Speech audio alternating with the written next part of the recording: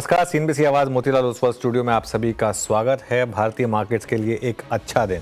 क्यों कह रहा हूँ मैं अच्छा दिन, जबकि मार्केट नीचे है और स्मॉल कैप में प्रेशर है, क्योंकि आज सुबह गिफ्ट निफ्टी 200 पॉइंट नीचे था और अगर आप उससे कंपेयर करेंगे तो मार्केट में शानदार रिकवरी है। बैंक निफ्टी में अच्छी रिकवरी है, मिड कैप ग्रीन में आ चुके हैं।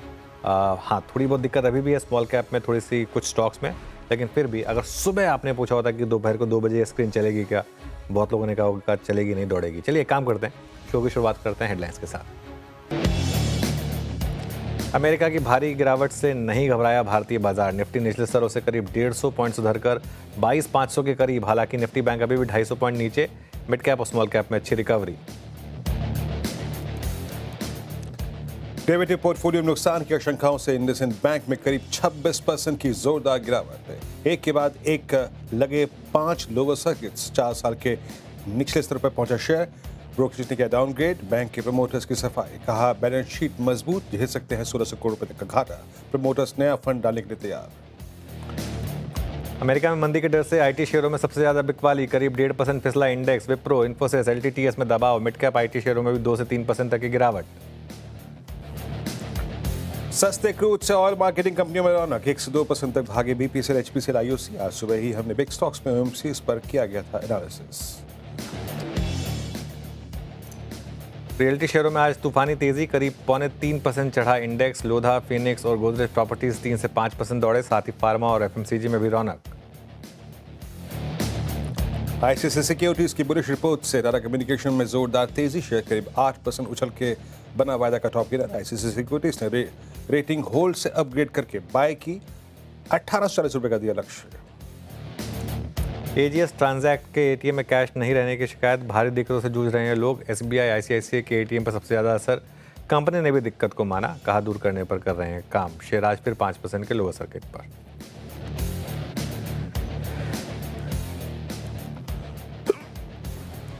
चलिए अब शो में आगे बढ़ते हैं। बीरू और शेयर रहेंगे मेरे साथ अगले 1.5 घंटे। आप दोनों को गुड आफ्टरनून। और मार्केट के लिए भी ये आफ्टरनून काफ़ी अच्छा रह रहा है, क्योंकि अगर आप देखें इसको, एक समय पे लग रहा था सुबह सुबह कि मार्केट शायद काफ़ी गिरेगा, लेकिन मार्केट ने एक चीज़ जो क्लियर की है कि मार्केट बहुत ज़्यादा गिरने को तैयार नहीं है और ख़राब खबरों पर भी गिरने को तैयार नहीं है मार्केट। ये सबसे इम्पॉर्टेंट है। आज बाज़ार ने ख़राब खबरों को पूरी तरीके से नज़रअंदाज किया। इसी तरीके की खबरें अगर फरवरी में आई होती तो आज निफ्टी 500 पॉइंट भी नीचे हो सकता था। जी हाँ, अगर इस तरीके से यूएस मार्केट गिरा होता, इस तरीके से एक इंडेक्स का स्टॉक 25% गिरा होता, इस तरीके से अगर एक सिस्टमिक इशू का रिस्क होता तो हम इतना गिरते। लेकिन ये आज का जो प्राइस एक्शन है, ये क्लियर कट इंडिकेशन है। और आज का लो देखिए 22,314। आज का क्लियर कट इंडिकेशन है कि बाज़ार ख़राब खबरों को पचा रहा है और आगे बढ़ने को तैयार है। ये अपने आप में एक बड़ा पॉजिटिव है। अभी रैली कितनी चलेगी, कहाँ तक जाएगी, ये एक सवाल है जिसका अभी तक खैर हमें जवाब मालूम नहीं। लेकिन दूसरी चीज़ देखिए, इंडसइंड बैंक, ये भी दिक्कत के बावजूद, इसकी दिक्कत के बावजूद बैंक निफ्टी में कोई बहुत बड़ी गिरावट नहीं है। इंडसइंड बैंक अभी भी 25% नीचे है, लेकिन बैंक निफ्टी में अभी भी कोई बहुत ज़्यादा गिरावट नहीं है। इसका मतलब शायद ये सिस्टमिक रिस्क नहीं है बैंक निफ्टी के लिए। और दूसरी तरफ आईसीआईसीआई बैंक में पैसा गया, तो ये एक इंटरेस्टिंग चीज़ है। इनफैक्ट बैंक निफ्टी अब बहुत क्लोज है अपने मॉर्निंग हाई को निकालने के, और ये काफ़ी इंटरेस्टिंग होगा। खैर देखते हैं। एक और चीज़, यूएस बाज़ार की दिक्कत के बावजूद हमारे बाज़ार चल रहे हैं। मतलब वो जो एक थीम है कि शायद इस साल यूएस गिरे और एमर्जिंग मार्केट चले, इसको भी आज बल मिल रहा है। आगे बढ़ते हैं शो में। Share, good afternoon. Good afternoon sir. बिल्कुल जिस तरीके से आपने बात की सर, सवाल भी यहीं पे खड़ा होता है। जिस तरीके से मार्केट ने आज निचले स्तरों से रिकवरी दिखाई है खराब ग्लोबल क्यूज के बावजूद, और मेंशन भी कर रहे थे, सुबह हम बात भी कर रहे थे अमेरिकी बाजार में जिस तरह से बिकवाली, हालांकि वो इम्पैक्ट भारतीय बाजार पर देखने को नहीं मिला। निचले स्तरों से जो रिकवरी आज दिखाई है मार्केट ने, उसको कैसे देख रहे हैं? साथ ही अब कोई क्या लग रहा है सर, ये रैली जो आज हमें देखने को मिली, क्या ये सस्टेनेबल है और ऐसे मूड माहौल में क्या करना चाहिए? बिल्कुल, देखिए श्रेया, पहली बात, फर्स्ट थिंग्स फर्स्ट, आज निफ्टी ने पहले सपोर्ट से बाउंस दिखा। आज सुबह जब हम डिस्कस कर रहे थे, हमने बात की थी 22,300 से 22,350 पे फर्स्ट सपोर्ट है। और अगर वो थ्योरी सही निकली कि यूएस मार्केट के डिक्लाइन से घबराइए मत, और अगर मार्केट ने वहाँ सपोर्ट लिया तो रिकवरी भी आ सकती है, ये हमने बात की थी। अब 22,314 आपकी लक्ष्मण रेखा बन गई, आज का लो। अब अगर आप इस मार्केट में लॉन्ग ले रहे हैं तो ये आपका स्टॉप लॉस है, सिंपल। और अगर आपने लिया है तो ये आपका स्टॉप लॉस है। तो ये एक मेरे ख्याल से एक सिंपल अब यहाँ पर ट्रेड हो गई। अपसाइड पर अब हम 22,500 पर हैं, 22,650 अगर पार हुआ अब बड़ी रैली तब आएगी। 22,650 675 मान लीजिए जो कल का हाई था। तो अब एक रेंज है 22,314 लोअर साइड पर, 22,675 के करीब अपर साइड पर। इस रेंज को आपको नेगोशिएट करना होगा, इस रेंज को आपको ट्रेड करना होगा। लेकिन आई थिंक आज का जो बिगर स्टोरी है ना वो बैंक निफ्टी में है।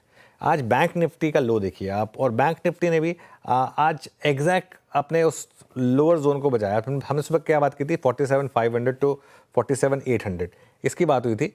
47,500 टू 47,800 की बात हुई थी। 47,700 का लो था कि ये मेक और ब्रेक जोन है, इसको बैंक निफ्टी ने बचाया। अब मुझे लग रहा है कि 47,500 के नीचे ही बड़ी गिरावट होगी, और अपसाइड के लिए मुझे लग रहा है 48,200 का क्रॉस करना जरूरी है। अगर आपने 48,200 क्रॉस किया तो मुझे लग रहा है कि थोड़ी सी यहाँ पर शॉर्ट कवरिंग भी तूल पकड़ सकती है। लेकिन ओवरऑल आज का दिन मेरे ख्याल से काफ़ी अच्छा रहा। वीरू के पास चलते हैं, शो में आगे बढ़ते हैं। Veeru, good afternoon. अनुज, और आज यकीन मानिए, हाँ बिल्कुल वो बात जो आप कह रहे थे कि बैंक निफ्टी को थोड़ा सा सलामी देनी पड़ेगी। आज फर्स्ट टिक में जिस बैंक ने एक अच्छा मूव दिया वो था आईसीआईसीआई बैंक और स्टेट बैंक ऑफ इंडिया। लेकिन अगर आप मुझसे पूछें इस वक्त के स्टैट्स बेटर है एसबीआई में, डिफाइन में कर सकता हूँ एसबीआई को। एसबीआई ने आज एक ओपन दिया अबाउट 20 को क्रॉस किया, now at day high. Plus ये आज का हाई जो है वो पिछले 4 दिन का स्विंग हाई भी है, यानी 5, उसके बाद 7, उसके बाद 10 मार्च का स्विंग हाई भी है। सो इंटरेस्टिंग है स्टेट बैंक ऑफ इंडिया। थोड़े से प्रॉमिसिंग स्टैट्स हैं, हालांकि बाइंग उतने स्ट्रांग नहीं है लेकिन फिर भी है। 1.5% इसका ओआई बिल्डअप हुआ है। माफ कीजिएगा, 1.5 लाख शेयर ओआई में जुड़े हैं। क्रूड का एडवांटेज लेने के लिए कुछ स्टॉक्स जो तैयार थे उसमें से अगर आप मैं एक बार रखूं आपकी स्क्रीन पे, एशियन पेंट्स ये डे हाई पर सस्टेन कर रहा है और इस हाई की भी कुछ इंपॉर्टेंस है।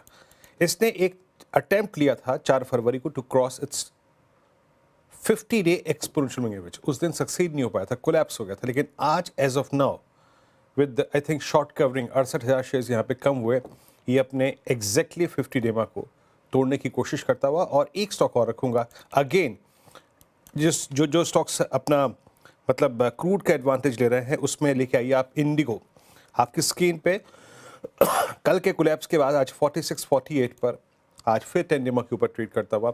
अच्छी बात इंटरग्लोबल में क्या है, अगर आप पिछले पूरे इस 18 फेब से लेके अब तक के दौर को देखें, ये 10 डेमा पे हमेशा एक बाइंग अपॉर्चुनिटी देता है। आज सुबह भी वहीं खुला, अब डे हाई पर। हालांकि एक बात है, जितने भी स्टॉक्स का मैंने जिक्र किया बाइंग है लेकिन बहुत स्ट्रॉन्ग नहीं, बट यस बाइंग विजिबल है। पर अनुज, आज एक दो चीज़ की लेके और बात कर लेते हैं। हमारा अभी तक का प्रेशर पॉइंट रहा है निफ्टी आईटी ही, 500 पॉइंट नीचे है। आज का लो जो था वो इस दौर का लो था। क्या अगले कुछ सेशन हमें थोड़ा सा डाउटफुल मोड में अगर कोई इंडेक्स रखेगा तो वो क्या निफ्टी आईटी ही है? आईटी स्टॉक्स पे भी उस वक्त देखिए वीरू, अगर ये हमारी थ्योरी सही है कि अब मार्केट एक व्यू ये लेके चल रहा है कि यूएस में रिसेशन आएगा, और अगर यूएस में रिसेशन आएगा तो पैसा इमर्जिंग मार्केट में आएगा। ये आई थिंक हमने व्यू लास्ट वीक लिया था, और एफआई की सेलिंग काफ़ी कम हुई है। अगर ऐसा है तो ये भारतीय मार्केट्स के लिए पॉजिटिव है, लेकिन अगर ऐसा होगा तो ये इन कॉन्ट्रास्ट फिर आईटी के लिए नेगेटिव हो जाएगा। इसमें कोई विरोधाभास नहीं है।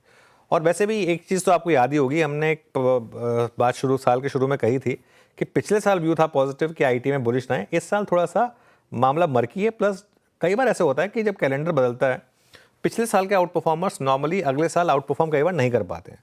तो आईटी में प्रॉफिट बुकिंग की एक जनरल वैसे भी व्यू था। मेरे ख्याल से अगले कुछ समय के लिए आईटी के लिए थोड़ा चैलेंजेस हो सकते हैं अगर ये इस तरीके से न्यूज़ आती रही। और एक चीज़, अगर डॉलर इंडेक्स इस तरीके से गिरता रहा तो वो भी इंक्रीमेंटली नेगेटिव होगा आईटी के लिए। हालांकि डॉलर रुपए में इतना इंपैक्ट नहीं है, लेकिन देखिए आज भी डॉलर रुपी कहाँ खुला और कहाँ आ गए। हम 87.38 पे खुले थे और अब कहाँ आ गए, और अब ये डॉलर इंडेक्स देखिए 103.5 पर है। अगर वीरू आज बाई चांस एफआई की बाइंग आ गई ना, अगर मतलब मैं बहुत बड़ा रिस्क ले रहा हूँ ये बोलने में, लेकिन पैटर्न जो है ना लोअर लेवल से इस तरीके की रिकवरी आई है वो ये कह रहा है। अगर आज एफआई की बाई चांस कैश मार्केट में बाइंग आ गई ना तो ये मार्केट के लिए बहुत पॉजिटिव होगा। इन दैट केस मुझे लग रहा है कि इवन आईटी भी चलेगा इन दैट केस। लेकिन ये जरूर है कि अगले कुछ समय के लिए मेरा ये मानना है कि एज एन इंडेक्स आईटी थोड़ा अंडर परफॉर्म करेगा, स्पेशली अगर आपका ये व्यू बन रहा है कि यहाँ से यूएस में वापस एक रिसेशन आने का रिस्क रहेगा। श्रेया के पास चलते हैं आज के ट्रेंडिंग काउंटर्स के लिए। श्रेया बताइए। जी सर, ट्रेंडिंग काउंटर्स तो लेंगे, लेकिन उससे पहले एक स्टॉक जो आज का एक्सिट ऑफ द डे है, इंडसइंड बैंक शो में आगे इस पे और डिटेल में बात करेंगे, लेकिन सर जिस तरीके से इसने आज गोता लगाया है, 26% लगभग लुढ़क गया, और घटनाक्रम देखिए आप, CFO से रेजिग्नेशन, साथ ही CEO का जो टेन्योर एक्सटेंशन था वो एक्सपेक्टेशंस के मुताबिक नहीं हुआ। अब डेरिवेटिव पोर्टफोलियो में ये लॉस आप जो लेकर जिनके पास है वो क्या करें, क्या वो फंस गए हैं, क्या करना चाहिए अब इंडसइंड बैंक में? देखिए, डिपेंड करता है आपने कहाँ लिया है। अगर आप उनमें से जिन्होंने 2001-2 से लिया हुआ है, आपकी acquisition cost next to zero है, तो कुछ फ़र्क नहीं पड़ता। अगर आपने पोस्ट कोविड वाली रैली में लिया है, मेरे ख्याल से आपको निकल जाना चाहिए, क्योंकि श्रेया देखिए ये क्या है ना, मुझे पता है बहुत लोग कहेंगे कि उनके कोई प्रमोटर हैं, उन्होंने आके 1-2 टीवी चैनल पे बोला भी है कि नहीं हम सपोर्ट करने को तैयार हैं। बात यहाँ पे सपोर्ट करने की नहीं है, बात यहाँ पे सपोर्ट करने की नहीं है। आप आके सपोर्ट कर दीजिए, आप आके 4 जगह बोल दीजिए, उससे कुछ फ़र्क नहीं पड़ता। फैक्ट ये है कि अब मार्केट को आपके ऊपर ज़ीरो कॉन्फिडेंस है। और अब मैं एक और चीज़ कहूँगा, मैं तो ये कहूँगा कि अब हिंदुजा ग्रुप पर मार्केट को ज़ीरो कॉन्फिडेंस है, और आई वोंट बी सरप्राइज अगर हिंदुजा ग्रुप के बाकी स्टॉक्स में भी इसी तरीके से आगे गिरावट आनी शुरू हो जाए। तो इंडसइंड मुझे नहीं लगता यहाँ रुकेगा। अब जहाँ पर भी RBI इन्वॉल्व हो जाए और जहाँ पर भी ट्रस्ट, अब ट्रस्ट नहीं है। अब मैं कहूँ इंडसइंड बैंक का शेयर हो या फिर कोई टिश्यू पेपर हो, उसमें मतलब कुछ ज़्यादा फर्क नहीं है। तो उस हिसाब से अब बहुत लोग कहेंगे कि नहीं 25% एक ही दिन में गिर गया स्टॉक, अब बाय कर लेते हैं, उनको करने दीजिए। ज़रूरी नहीं है कि जहाँ पे ट्रबल हो वहीं पर आपको फिशिंग करनी है, छोड़ दीजिए ना इसको, क्या दिक्कत है। बड़ी बड़ी बातें बोलना आसान होता है, RBI ने कुछ तो स्पॉट किया है। अच्छा, मैं तो इसमें एक और चीज़ कहूँगा, मुझे तो रिस्क इस चीज़ का लग रहा है, अभी हम बहुत क्यूरियस होते हैं वर्ड्स चूज़ करने में कि ये 2.35% का डिफरेंस है। क्या ये डिफरेंस ही है या कुछ ये एक जैसे येस बैंक में हुआ था उस तरीके का कुछ मामला है? क्या ये हो सकता है? क्या आगे जाके RBI ये भी कह सकता है कि नहीं हमें तो बहुत दिक्कत है इंडसइंड बैंक से? इसका रिस्क बहुत रहेगा। येस बैंक वाला जब केस था ना, मैंने बहुत बार लोगों को आगाह किया था कि नहीं मत पीछा करिए, मत पीछा करिए इसका, लेकिन कई लोग माने नहीं, वो करते गए और स्टॉक इवेंचुअली 10 रुपये पे चला गया था। इंडसइंड बैंक में वो रिस्क अब रहेगा, और मैं फ्रैंकली बोलूँ ना, मुझे कुछ फ़र्क नहीं पड़ता मैनेजमेंट जो आके टीवी पर बोले, I don't care. Stock price कुछ कह रहा है यहाँ पर, और RBI का एक्शन कुछ कह रहा है यहाँ पर। Complete avoid. मार्केट में और भी बहुत चीज़ें करने को, ज़रूरी नहीं है कि आप इसी पर काम करें। चलिए आप आज के ट्रेंडिंग स्टॉक की बात करते हैं Shreya. Yes, IndusInd bank is completely no. चलिए शुरुआत करते हैं तेजी के ट्रेंडिंग स्टॉक्स के साथ। जिस तरीके से रिकवरी दिखाई है आज के सत्र में बाजार ने, तो शुरुआत तेजी के स्टॉक्स के साथ ही होगी। ट्रेंड देखिए आज इसमें अच्छी तेजी देखने को मिल रही है, 5.25% तेज होकर कारोबार कर रहा है। सन फार्मा इसमें कल बिकवाली देखने को मिल रही थी, लेकिन आज देखिए खरीदारी 2.5% से ज़्यादा तेज हो गया। ICICI बैंक भी इस लिस्ट में शामिल है, शुरुआत से ही ये तेज है। काउंटर 2.5% से ज़्यादा तेज होकर ये भी कारोबार कर रहा हुआ। इनफैक्ट आप देखिए भारतीय एयरटेल में भी आज अच्छी खरीदारी, 2.5% तेज हो गया ये भी स्टॉक। और कुछ ऐसे स्टॉक्स जहां पर तेजी देखने को मिल रही है। टाटा कम्युनिकेशन क्यों है तेज, इसको और डिटेल में समझेंगे मेरे साथ। 8% की तेजी यहां पर। पेटीएम में खरीदारी देखने को मिल रही है 6.5% से ज़्यादा। ट्यूब इन्वेस्टमेंट देखिए ये भी काउंटर आज के सत्र में तेज हो गया, उछलकर कारोबार कर रहा है 6.25% के करीब। और लोधा आज के सत्र में ये फोकस में है और यहाँ पे खरीदारी देखने को मिल रही है 6% के करीब। लेकिन कुछ ऐसे काउंटर्स जहाँ पे ज़्यादा डेंट पड़ता नजर आया, उसमें शामिल है जाहिर तौर पर इंडसइंड बैंक। देखिए आज का एक्सचेंज ऑफ द डे 24% से ज़्यादा लुढ़क गया। इन्फोसिस देखिए यहाँ पे 2.5% से ज़्यादा का डेंट पड़ता नजर आया है। बजाज फिनसर्व बिकवाली का शिकार हुआ है 2% के करीब। महिंद्रा एंड महिंद्रा इस लिस्ट में शामिल और 2.25% करीब ये भी टूटकर कर रहा है कारोबार। बंधन बैंक देखिए ये भी लिस्ट में शामिल है, लगभग 5% की गिरावट इसने झेली। और BSE तो लगातार कुछ दिन से टूट रहा है, 5% आज भी लुढ़क गया। बिरला सॉफ्ट भी टूटा 4.5%। अशोक लीलैंड में भी आज बिकवाली हावी होती नजर आ रही है 4% के करीब। चलिए अब घटनाक्रम समझते हैं और हमारे साथ फंडामेंटल राय देने के लिए जुड़े रहेंगे मार्केट स्मिथ इंडिया के मयूरेश जोशी जी। टेक्निकल कॉल्स लेंगे हम प्रकाश गाबा, अमित सेठ, रचना वैद्य, कविता जैन, सोनी पटनायक और जतिन गेड़िया जी से। 2:15 पर यतिन बताएंगे इंडसइंड बैंक में अभी कितना दर्द बाकी है। साथ ही आशीष बताएंगे इंडसइंड बैंक में किसकी कितनी है होल्डिंग। 2:20 पर कंचन बताएंगे QIP वाले कंपनियों में गिरावट क्यों है। साथ ही कंचन ही बताएंगे आपको 2:25 पर कि ATM क्यों हो रहे हैं आखिर खाली। 2:30 पर बताएंगे मैं बताऊंगी आपको कि टाटा कम्युनिकेशन पर ब्रोकरेजेस क्यों रख रहे हैं नज़र, साथ ही कंचन बताएंगे आपको सफ़ायर फूड्स में आखिर गिरावट क्यों है। 2:45 पर मिताली बताएंगे अमेरिका से सस्ते भारत के वैल्यूएशन, और 2:50 पर मार्केट बिग वॉइस में हमारे साथ होंगे पाइपर सरिका के founder and fund manager Abhay Agarwal जी। 3:05 पर इतने बताएंगे डीलिंग रूम चेक, और 3:10 पर अनुसर से लेंगे कल के लिए स्ट्रैटेजी, साथ ही 3:15 पर लेंगे BTST STBT कॉल्स। ओके, चलिए फिर आगे बढ़ते हैं और एक बार इंडसइंड बैंक वापस देखते हैं ज़रा। अब करीब 25% नीचे है। मुझे जो एक चीज़ और इंटरेस्टिंग लग रही है ना इसमें शेयर, जो मैं कहना चाह रहा था कि नॉर्मली क्या होता है, स्टॉक जब इस तरीके से गिरता है तो मैनेजमेंट टीवी पे आते हैं तो थोड़ी सी रिकवरी आ जाती है, और कुछ नहीं तो भाई 3-4% तो रिकवरी आनी चाहिए। यहाँ तो रिकवरी आने को तैयार ही नहीं है, और जितना उल्टा आप टीवी पे आके बोल रहे हैं उतना और गिर रहा है स्टॉक। तो ये अपने आप बता रहा है कि मार्केट का कॉन्फिडेंस जीरो है। अब मार्केट का ट्रस्ट साख, अब इनकी साख जीरो है, अब जीरो साख है, जीरो ट्रस्ट है। अब यही जाने कि क्या होगा आगे। चलिए आगे बढ़ते हैं, हम ट्रेड्स की शुरुआत करते हैं।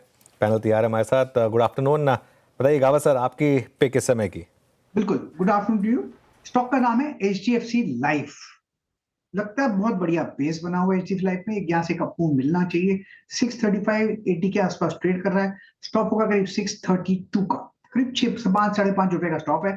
टारगेट 640 के नजर आते हैं HDFC life. Okay, HDFC life Prakash का बसर का कॉल।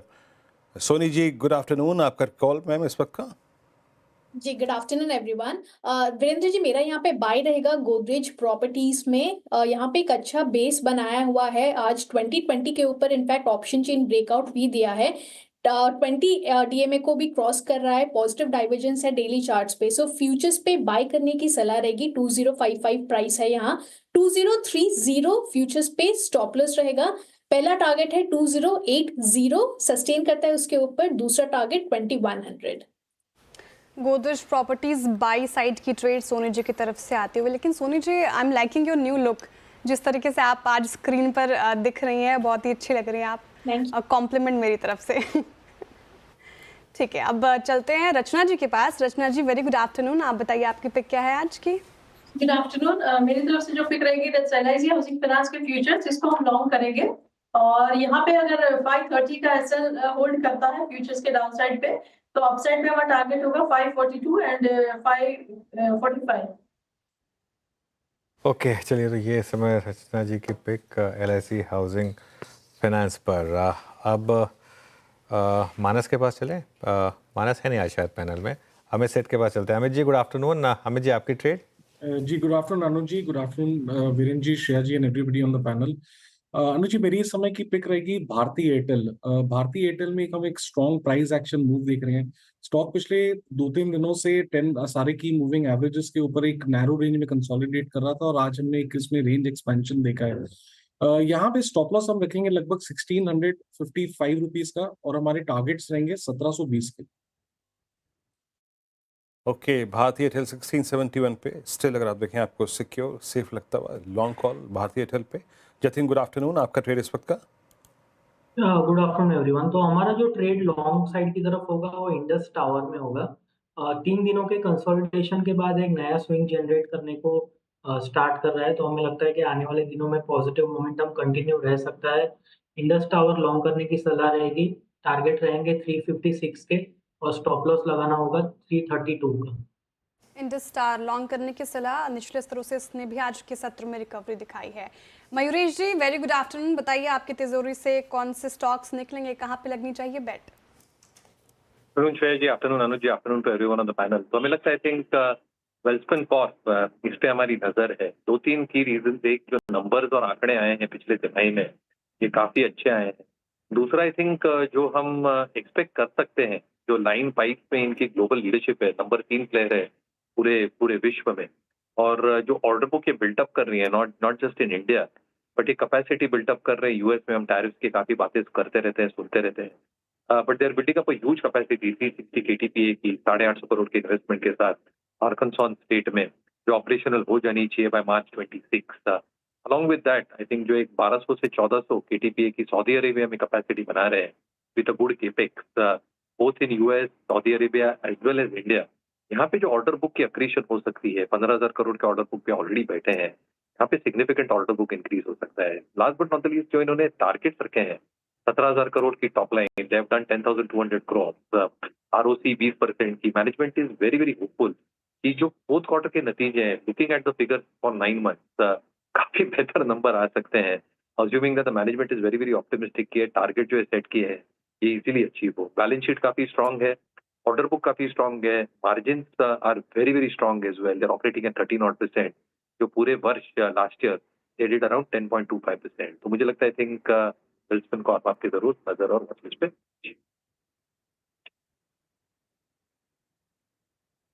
ओके चलिए अब आगे बढ़ते हैं और बात करते हैं कुछ इम्पॉर्टेंट टॉपिक्स की, आज के स्टॉक ऑफ द डे की।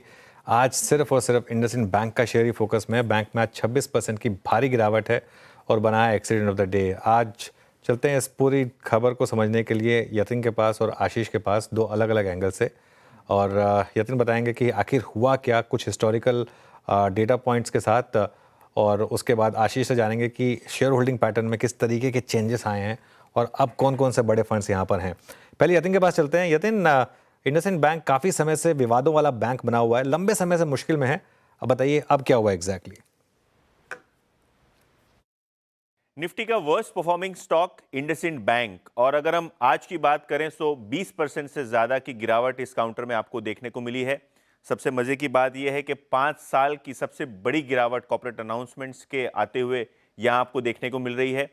15-16 हज़ार करोड़ से ज़्यादा का मार्केट कैपिटलाइजेशन लॉस, और पिछले एक साल में शेयर आधा हो गया है, यानी 50% से ज़्यादा के नेगेटिव रिटर्न्स आपको देखने को मिल रहे हैं।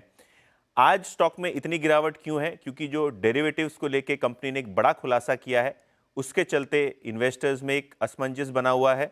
अगर हम बात करें तो कंपनी का कहना यह है कि करीब करीब 1500 करोड़ रुपए के डेरिवेटिव स्वैप लॉसेज आपको आते हुए दिखाई पड़ेंगे, और करीब करीब नेटवर्थ पे 2.5% का इम्पैक्ट आपको आता हुआ नजर पड़ सकता है। अगर हम इंडसइंड बैंक की बात करें तो इस मामले पे बैंक को लगता है कि बाहरी एजेंसी से एक इंडिपेंडेंट रिव्यू और जांच कराई जाएगी, और इसके अलावा Q4 के आखिर के पहले ये डेरिवेटिव लॉसेस पे क्लैरिटी आ जाएगी, फिगर्स पक्के हो जाएंगे। इस विवाद के चलते स्टॉक में एक ज़बरदस्त प्रॉब्लम आ रहा है। येन और डॉलर रिलेटेड स्वैप्स पे कंपनी को मार्क टू मार्केट नुकसान हुआ है, जो RBI के 2023 के सर्कुलर के बाद संज्ञान में लिए गए। सितंबर 2024 से कंपनी ने इस पे खोजबीन चालू की, जिसके बाद अब इनको जाके पता चला है कि 1500 करोड़ से ज़्यादा के लॉसेज आपको देखने को मिल सकते हैं। हालांकि ये MTM लॉसेज दर्ज नहीं हुए, जिससे आगे जाके प्रॉफिट लॉस और नेट इंटरेस्ट मार्जिन्स पे आपको इम्पैक्ट आता हुआ नजर पड़ सकता है। विवाद यही नहीं है, अगर हम देखें तो कुछ दिनों पहले कंपनी के CFO ने एक इस्तीफा दिया, उसके बाद RBI ने MD and CEO का जो कार्यकाल था सिर्फ 1 साल से बढ़ाया, जबकि बोर्ड की मंजूरी लगभग 3 साल के आसपास की आपको देखने को मिल रही थी। ओवर एंड अबव फंडामेंटली अगर हम बात करें तो जो माइक्रो फाइनेंस बुक के लॉसेज हैं ये भी बढ़ते हुए आपको नजर पड़ रहे हैं। अगर हम इंडसइंड बैंक की बात करें तो एक हफ्ते में शेयर लगभग 30% लुढ़क गया है, और अगर हम 1 साल की बात करें तो लगभग 54% आपको इस शेयर में गिरावट देखने को मिल रही है। बिल्कुल, आज तो गिरावट देखने को मिल रही है इंडसइंड बैंक में यतिन, लेकिन ये स्टॉक हमेशा से विवादों में रहा है। इस पर मैं चाहूंगी कि आप प्रकाश डालें, कब क्या मुश्किलों का सामना करना पड़ा है स्टॉक को? इंडसइंड बैंक में पिछले 12 महीने में बहुत सारे इवेंट हुए, जिसके कारण स्टॉक में इतनी जबरदस्त गिरावट आपको देखने को मिल रही है। और अगर आप कैलेंडर खंगालें तो मई 2024 की बात करें तो प्रमोटर्स को अपना हिस्सा 26% तक ले जाना था। हालांकि आज तक उनको RBI की फाइनल नॉड नहीं मिली स्टेक बढ़ाने के लिए और कैपिटल इन्फ्यूजन करने के लिए, तो कहीं ना कहीं ये भी एक उम्मीद थी इन्वेस्टर्स को, जो अभी खरी नहीं उतरी है। इसके बाद अगर हम बात करें CFO की, तो कंपनी के CFO गोविंद जैन ने 19 जनवरी 2025 को अपना इस्तीफा दिया, और कहीं ना कहीं इसको भी एक डी-रेटिंग इवेंट माना जाएगा। अगर हम बात करें जनवरी एंड की, तो जनवरी एंड में अगर आप देखें तो कंपनी की जो MFI लोन बुक है, यहाँ एक भारी आपको इम्पैक्ट आता हुआ दिखाई दिया।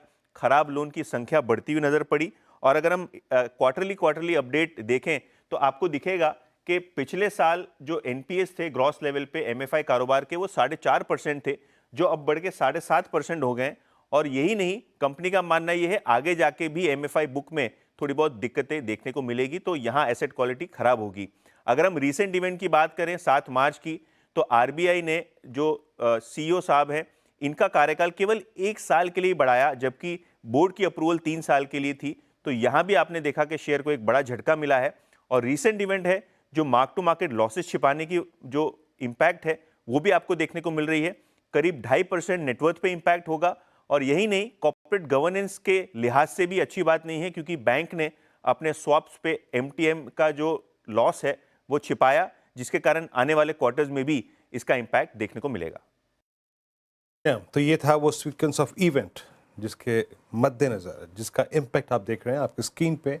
लगभग 26% ये स्टॉक नीचे है, लेकिन इससे बचा कोई नहीं है। यकीन मानिए, आप हम जितने भी निवेशित होते हैं लोग, चाहे वो स्टॉक्स में डायरेक्टली हों या फिर म्यूचुअल फंड के जरिए, आज सबके पोर्टफोलियो में डेंट पड़ेगा।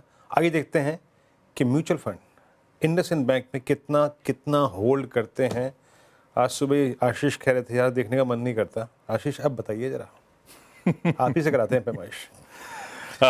इंटरेस्टिंग है, यतिन ने ब्यूटीफुली सब कुछ बताया आपको, किस तरह का आज प्रेशर है, किस तरह के साल के हाई से आधे से ज्यादा इरोड हो चुका है इसमें मार्केट कैपिटलाइजेशन। कल और आज के बीच में ही 18,000 करोड़ रुपए के आसपास का मार्केट कैप वाइप आउट होता हुआ।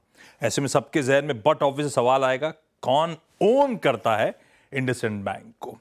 तो आगे बढ़ाइएगा जरा, शेयर होल्डिंग पैटर्न पर लेकर आइएगा। 16% प्रमोटर्स के पास है इंडसइंड बैंक का, और बचा 83-84% हिस्सा पब्लिक के पास है।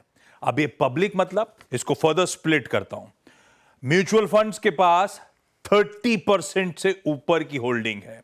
और एक और इंटरेस्टिंग बात, एक साल पहले, ये दिसंबर 2024 का डेटा है, दिसंबर 2023 में म्यूचुअल फंड्स के पास 15% स्टेक था, एक साल में बढ़ के 30% हो गया।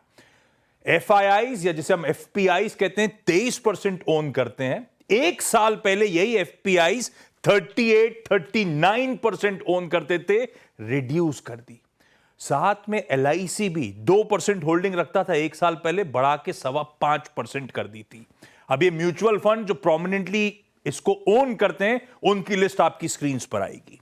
ICICI prudential opportunities fund, SBI Nifty 50 ETF, HDFC top 100 fund, UTI large cap fund, Nippon India arbitrage fund, इन सब के पास सिग्निफिकेंट चंक्स हैं इंडसइंड बैंक के। इस प्लेट को फ्लिप करता हूं, एक और इंटरेस्टिंग डेटा प्रेजेंट करता हूं। As a percentage of AUM, total asset under management, highest holdings IndusInd bank की किसके पास है? ये वो डेटा है जो दिखा रहा है। इससे पहले मैं आपको दिखाना चाहूंगा, quant ESG equity, quant focused, quant value, सबसे तगड़ी होल्डिंग्स AUM के बेसिस पे।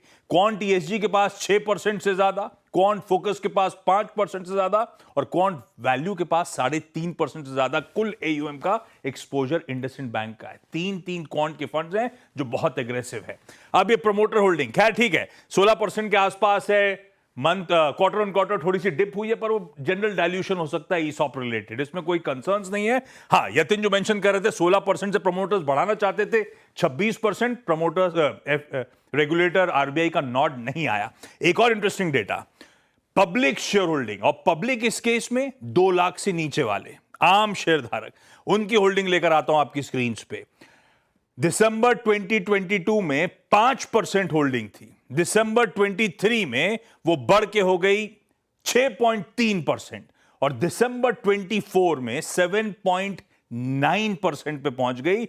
हर साल रिटेल का हिस्सा बढ़ता ही चले जा रहा है इंडसइंड बैंक में। तो एक्चुअली नेट नेट हम हर तरफ से पिट रहे हैं, चाहे हमारा म्यूचुअल फंड एक्सपोजर हो, चाहे LIC के थ्रू चंक्स बॉट हो कंपनी में, और या तो रिटेल की डायरेक्ट हिस्सेदारी हो। ये पूरा शेयर होल्डिंग लार्जली रिटेल की तरफ ही डाइवर्ट हो गई है।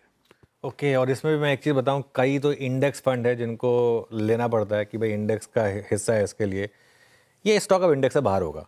अब इस स्टॉक का इंडेक्स में होने का कोई मतलब नहीं है। इनफैक्ट मैं तो चाहूँगा कि मैं तो ये अपील करूँगा सेबी से कि आज के आज इसे इंडेक्स से बाहर करें।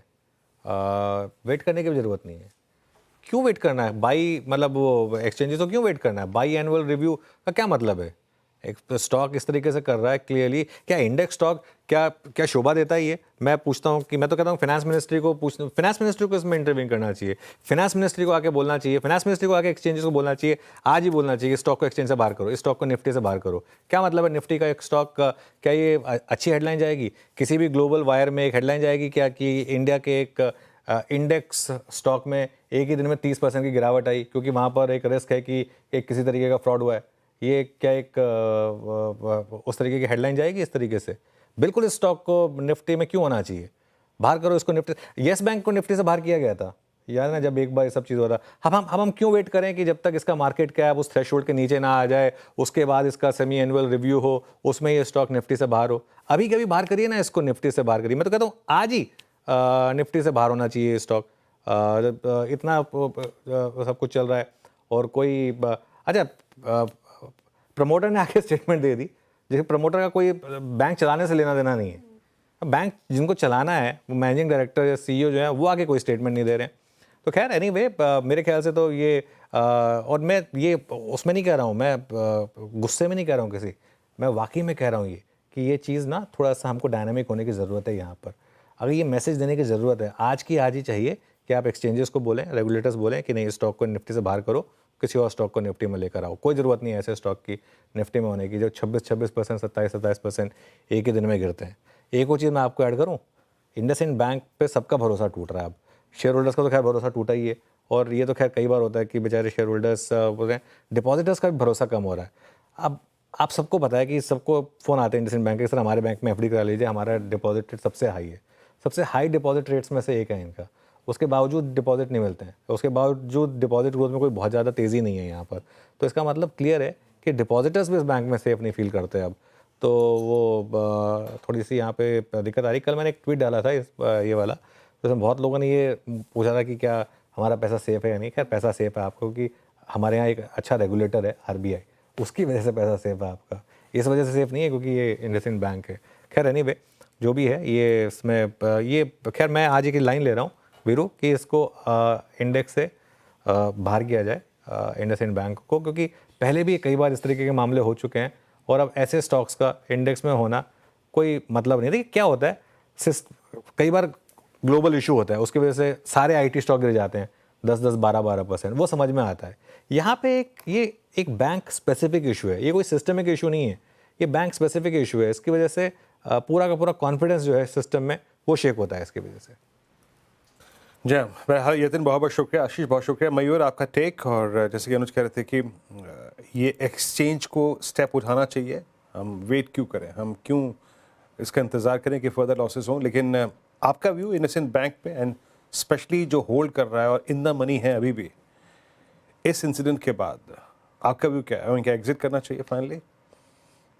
नहीं तो वी स्टेड अवे वीरू जी, और कल सुबह के शो में भी डिस्कशन हुआ था जहाँ पे मैंने काफी साफ तरीके से कहा था कि जो लेगेसी इश्यूज है इंडसइंड बैंक को, now legacy issues have been plaguing them for the last 3 to 4 years।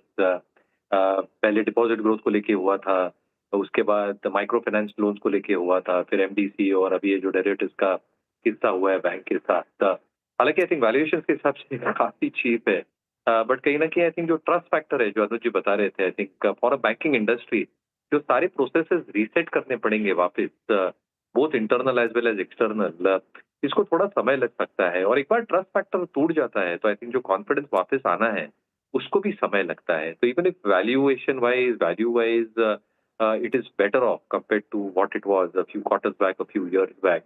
ये जो दिक्कतें हैं ये शायद बैलेंस शीट को प्ले कर सकती है, और इसलिए कल भी मेरा यह कहना था, आज भी यही कहना है। आई थिंक जो लीडरशिप बैंक्स हैं विद इन दिस स्पेस, वहां पे हमारा कंफर्ट लेवल और ज्यादा बढ़ रहा है। हमें लगता है कि जो टेक्टोनिक शिफ्ट हो सकती है, आप जो होल्डिंग्स बता रहे थे काफी म्यूचुअल फंड हाउसेस के, इंडेक्स फंड के हो सकते हैं, AIFs के हो सकते हैं, PMS के हो सकते हैं, वो डेफिनेटली शिफ्ट होंगे बिकॉज रिकवरी प्रोसेस बहुत हार्ड होने वाले इंडसइंड बैंक के लिए। और इसीलिए आई थिंक जो लार्जेस्ट चंक बैंक है, एक्सिस ले लो, कोटक बैंक ले लो, जो बहुत अच्छी तरह से रेटिंग और रैंकिंग में उभर कर रहे हैं, वो शायद बेहतर तरीके से परफॉर्म करें। मुझे लगता है I think large bank like axis, Kotak, उस पे निवेशकों को ध्यान देना चाहिए। रात इसमें एक और चीज़ जोड़ना चाहता हूँ एक्चुअली, एक बार स्टॉक लेकर आइए इंडसइंड बैंक का कि पूरी मार्केट ख़राब होती है इनकी वजह से और पूरा मतलब सिस्टम पे से ट्रस्ट उठता है।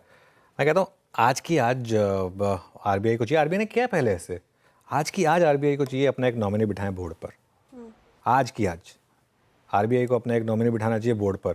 आरबीआई को कहना चाहिए मुझे नहीं पता तुम्हारे साथ क्या हो रहा है, क्या किया हुआ है, मुझे कोई ट्रस्ट नहीं है। आरबीआई को बात बोलनी चाहिए। 26% स्टॉक गिरा है। आई थिंक इवन आरबीआई को संज्ञान लेना चाहिए कि भाई ये क्या क्या चल क्या रहा है यहाँ पर।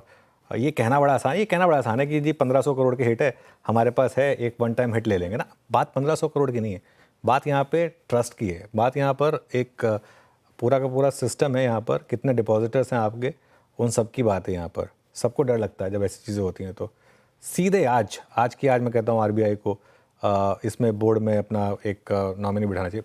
किया पहले भी आरबीआई ने कई बार किया है, कई बैंकों में किया है। इंडसइंड बैंक को डिफरेंट होना चाहिए, जब बाकी पहले कई बैंकों में किया है इसमें भी होना चाहिए। अगर आप एक चीज़ कह रहे हैं कि नहीं मैं एक्सटेंशन जो है वो 3 साल का नहीं दे रहा हूँ, मैं 1 ही साल का दे रहा हूँ, इसमें अपने आप में एक चीज़ क्लियर है कि आरबीआई को भी क्लियर कट हिंट तो है, आरबीआई को भी थोड़ा डर तो है, आरबीआई भी कॉन्फिडेंट तो है नहीं इनकी मैनेजमेंट को लेकर। आरबीआई को भी लगता है कि यहाँ कुछ ना कुछ तो हुआ है। अगर ऐसा है तो सीधा फिर यहाँ पर एक अपना नॉमिनी बिठाइए बैंक के बोर्ड पर, पता करिए कि क्या हो रहा है। आई थिंक ये पता करने की ज़रूरत है इंडसइंड बैंक के केस में बिल्कुल। और ये तो मेरी इनफैक्ट आज मेरी 2 अपील हो गई। मेरी एक अपील हो गई इस चीज़ से कि इसको इंडेक्स से बाहर निकाला जाए और निफ्टी से, और दूसरी अपील मेरी ये हो गई कि इसमें एक आरबीआई इंटरवीन करे और ज़रूरत हो तो सीधा बोर्ड में दखल दे, पता करे कि क्या ज़रूरत है। मतलब सीधा आरबीआई को रिपोर्ट होनी चाहिए। आई थिंक इसकी थोड़ी सी अब ज़रूरत आ चुकी है यहाँ पर। 664 पर अब इस समय स्टॉक यहाँ पर आ चुका है। अच्छा, इसमें अमित जी अगर किसी ने शॉर्ट नहीं किया है तो क्या अभी शॉर्ट बनता है या फिर किसी थोड़ी से माइनर पुल बैक का वेट करें? नहीं अनु जी, स्टॉक जितना डाउन है 26%, अब हिम्मत तो नहीं पड़ती शॉर्ट करने की। हाँ, डेफिनेटली आपकी बात सही है कि कोई राइज आए तो सेल ऑन राइज का कैंडिडेट जरूर है। और किसी के अगर शॉर्ट्स हैं तो वो बने रहने चाहिए विद स्टॉप लॉस, थोड़ा सा पोजिशनल स्टॉप लॉस ऑफ 680 का एक स्टॉप रखें और मेंटेन करें। बट फ्रेश शॉर्टिंग की एडवाइस सिर्फ ऑन राइज है, not at these levels. Okay, चलिए इस बीच मानस भी जुड़े हैं पैनल में। मानस, गुड आफ्टरनून। मानस, थोड़ी कंफ्यूजन हो गई थी आज। बताइए इस समय आपका स्टॉक पिक क्या होगा? गुड आफ्टरनून अनुज जी। तो देखिए, ओबराय रियल्टी, इस पे ध्यान देना चाहिए।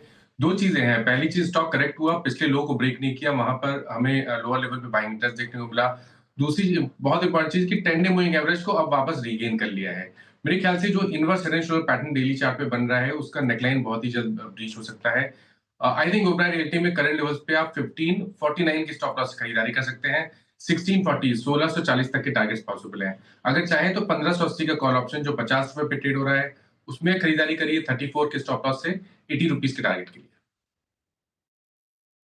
यहाँ पे ओबराय रियल्टी आपका 1578 पे एक बाय कॉल है। अच्छा, अब आइए कुछ ऐसे स्टॉक्स जो कि थोड़ा सा स्टेबल हुए हैं और उनका स्टेबल होने का पॉइंट बहुत मीनिंगफुल है। एक बार लेके आइए आप ट्रेंड। शायद मैं थोड़ा ये प्रश्न जल्दबाजी में कर रहा हूँ, लेकिन ट्रेंड का आज का लो, इस हफ्ते का लो, इंक्लूडिंग येस्टरडे और टुडे और इवन लास्ट वीक, 2 हफ्ते इसने 100 वीक एक्सपोनेंशियल मूविंग एवरेज को समर्पित कर दिए। सोनी जी, आपका व्यू क्या है? आज एक स्ट्रॉन्ग पुल बैक है। मैं कल के स्टैट्स भी दिख रहा था कि कल 4500 के आसपास कुछ पुट राइटिंग विजिबल थी। आई होप आपने भी नोटिस किया हो, मैंने इनफैक्ट अपनी समरी में लिखा भी था वो। आज इसका 10 डेमा को क्रॉस करना और 20 डेमा का अटेम्प्ट लेना, आपको कुछ कोई ऑप्शन ट्रेड के बारे में सजेस्ट कर रहा है क्या? वीरेंद्र जी, थोड़ा सा वॉलेटाइल स्टॉक मुझे लग रहा है। कल एक ब्रेकडाउन दे रहा था, आज रिकवरी काफी स्ट्रांग लग रहा है और यहाँ पे हाई स्ट्राइक में हम देख सकते हैं कि ओपन इंटरेस्ट अनवाइंड हो रहा है। In fact all the way 5500 call option तक मुझे ओआई अनवाइंड होते हुए नजर आ रहा है। अगर यहाँ पे ऑप्शन में काम करना है तो मुझे लगता है 5100 की कॉल ऑप्शन जो कि करीबन 120-125 के करीब चल रहा है, इसी स्ट्राइक में ले सकते हैं। स्टॉक अगर यहाँ पे क्लोज करता है 5000 के ऊपर टुवर्ड्स 50 to 50 को अटेम्प्ट करने की कोशिश जरूर करेगा। एक छोटा बेस बन रहा है, सो 120-125 की प्रीमियम पे बाय कर सकते हैं 5100 कॉल ऑप्शन। 65 का यहाँ पे स्टॉप लॉस रहेगा, थोड़ा सा डिसेंट स्टॉप लॉस दे रही हूँ बिकॉज वॉलेटाइल है स्टॉक। और टारगेट आपका पहला रहेगा 185, उसके ऊपर सस्टेन करते हैं टुवर्ड्स 220 के टारगेट्स यहाँ पे नजर आ सकते हैं। ठीक है, 22 की सलाह है ट्रेंड फिलहाल, लेकिन वॉलेटाइल है तो टारगेट और स्टॉप लॉस ध्यान में रखिएगा। चलिए अब विषय को थोड़ा बदलते हैं और देखिए पिछले साल बुल मार्केट में प्रमोटर ने QIPs के जरिए इनफैक्ट अच्छा पैसा कमाया था, लेकिन रिटेल निवेशकों को QIPs में निवेशक से भारी नुकसान हुआ था और इतना झेलना पड़ा था उन निवेशक को नुकसान। लेकिन ये पूरी रिपोर्ट क्या है इसको समझते हैं कंचन नौटियाल से। कंचन बताइए रिपोर्ट क्या है। साल 2024 की बात करी जाए तो वो साल हमें QIP फ्रेंजी साल देखने को मिला था। 99 कंपनियां ऐसी थी जिन्होंने QIP के जरिए करीबन 1.5 लाख करोड़ रुपए जुटाए थे। उसमें से अगर सबसे मेजर कंट्रीब्यूशन देखा जाए तो वो था रियलिटी सेक्टर का, बिकॉज रियलिटी सेक्टर की जो कंपनीज हैं उन्होंने QIP के जरिए 22,300 करोड़ रुपए जुटाए थे। लेकिन हमने देखा है कि पिछले 5 महीनों से, टू बी वेरी स्पेसिफिक, हमें मार्केट के अंदर एक करेक्शन देखने को मिल रही है और जो एक करेक्शन है उसका भारी नुकसान जो रिटेल इन्वेस्टर्स हैं उनको जुटाना पड़ा है। कुछ कंपनीज की बात कर लेते हैं कि वो ऐसी कंपनियां हैं जिनका इस टाइम पे करंट ट्रेडिंग प्राइस अपने QIP के भाव से नीचे गिर गया है। सबसे पहले बात करते हैं सेंको गोल्ड, जिसने QIP के जरिए करीबन 450 करोड़ जुटाए थे। वो अपने QIP के प्राइस से अभी करीबन 50% नीचे गिर गई है। इसके अलावा प्रेस्टीज एस्टेट की बात करी जाए तो 5,000 करोड़ इसने QIP के जरिए जुटाए थे, 36% ये नीचे आ गया है। जोमैटो 8,500 करोड़ इसने जुटाए थे, 16% इस टाइम पे ये नीचे जाके कारोबार कर रहा है। यही नहीं बल्कि अडानी की जो कंपनीज है, अडानी एनर्जी और साथ ही साथ अडानी एंटरप्राइजेस, इन्होंने भी QIP के जरिए बाजार से एक बड़ा पैसा उठाया था और इसके बाद यहाँ पे 26% और 24% रिस्पेक्टिवली हमें एक गिरावट देखने को मिल रही है।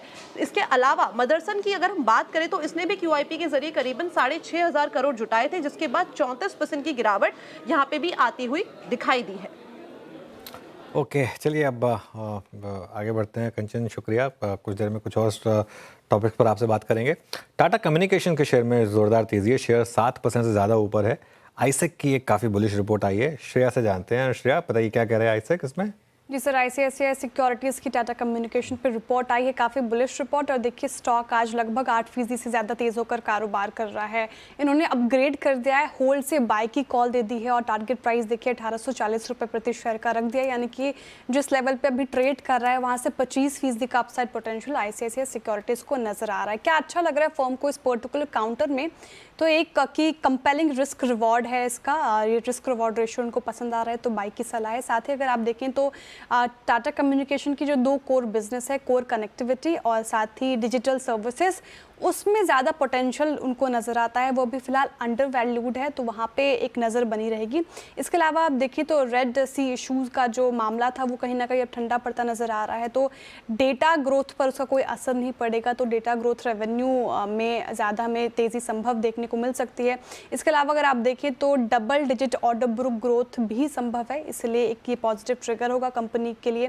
साथ ही आप देखें तो फाइनेंशियल ईयर 2027 में कोर कनेक्टिविटी बिजनेस में 3300 करोड़ का फ्री कैश फ्लो जनरेट हो सकता है, ये एक पॉजिटिव ट्रिगर है। इसके अलावा अगर आप डेटा बिजनेस पर गौर फरमाएंगे तो यहाँ पे फाइनेंशियल ईयर 2027 तक इसमें 28,000 करोड़ का रेवेन्यू का भी टारगेट है।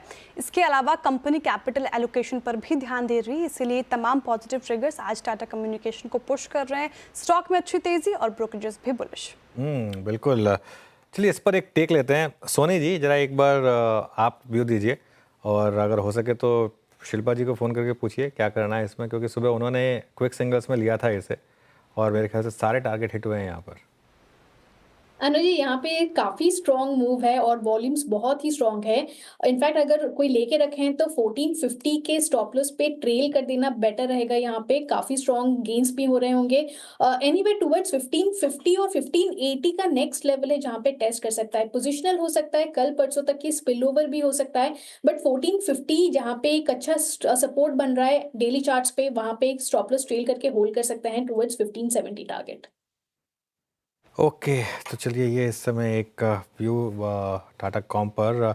टाटा कॉम के अलावा एक और स्टॉक डिस्कस करते हैं। जरा एक बार लेकर आइए आप अशोक लेलैंड। इनफैक्ट एक बार काम करिए, मुझे हिंदुजा ग्रुप पूरा दिखा दीजिए जरा।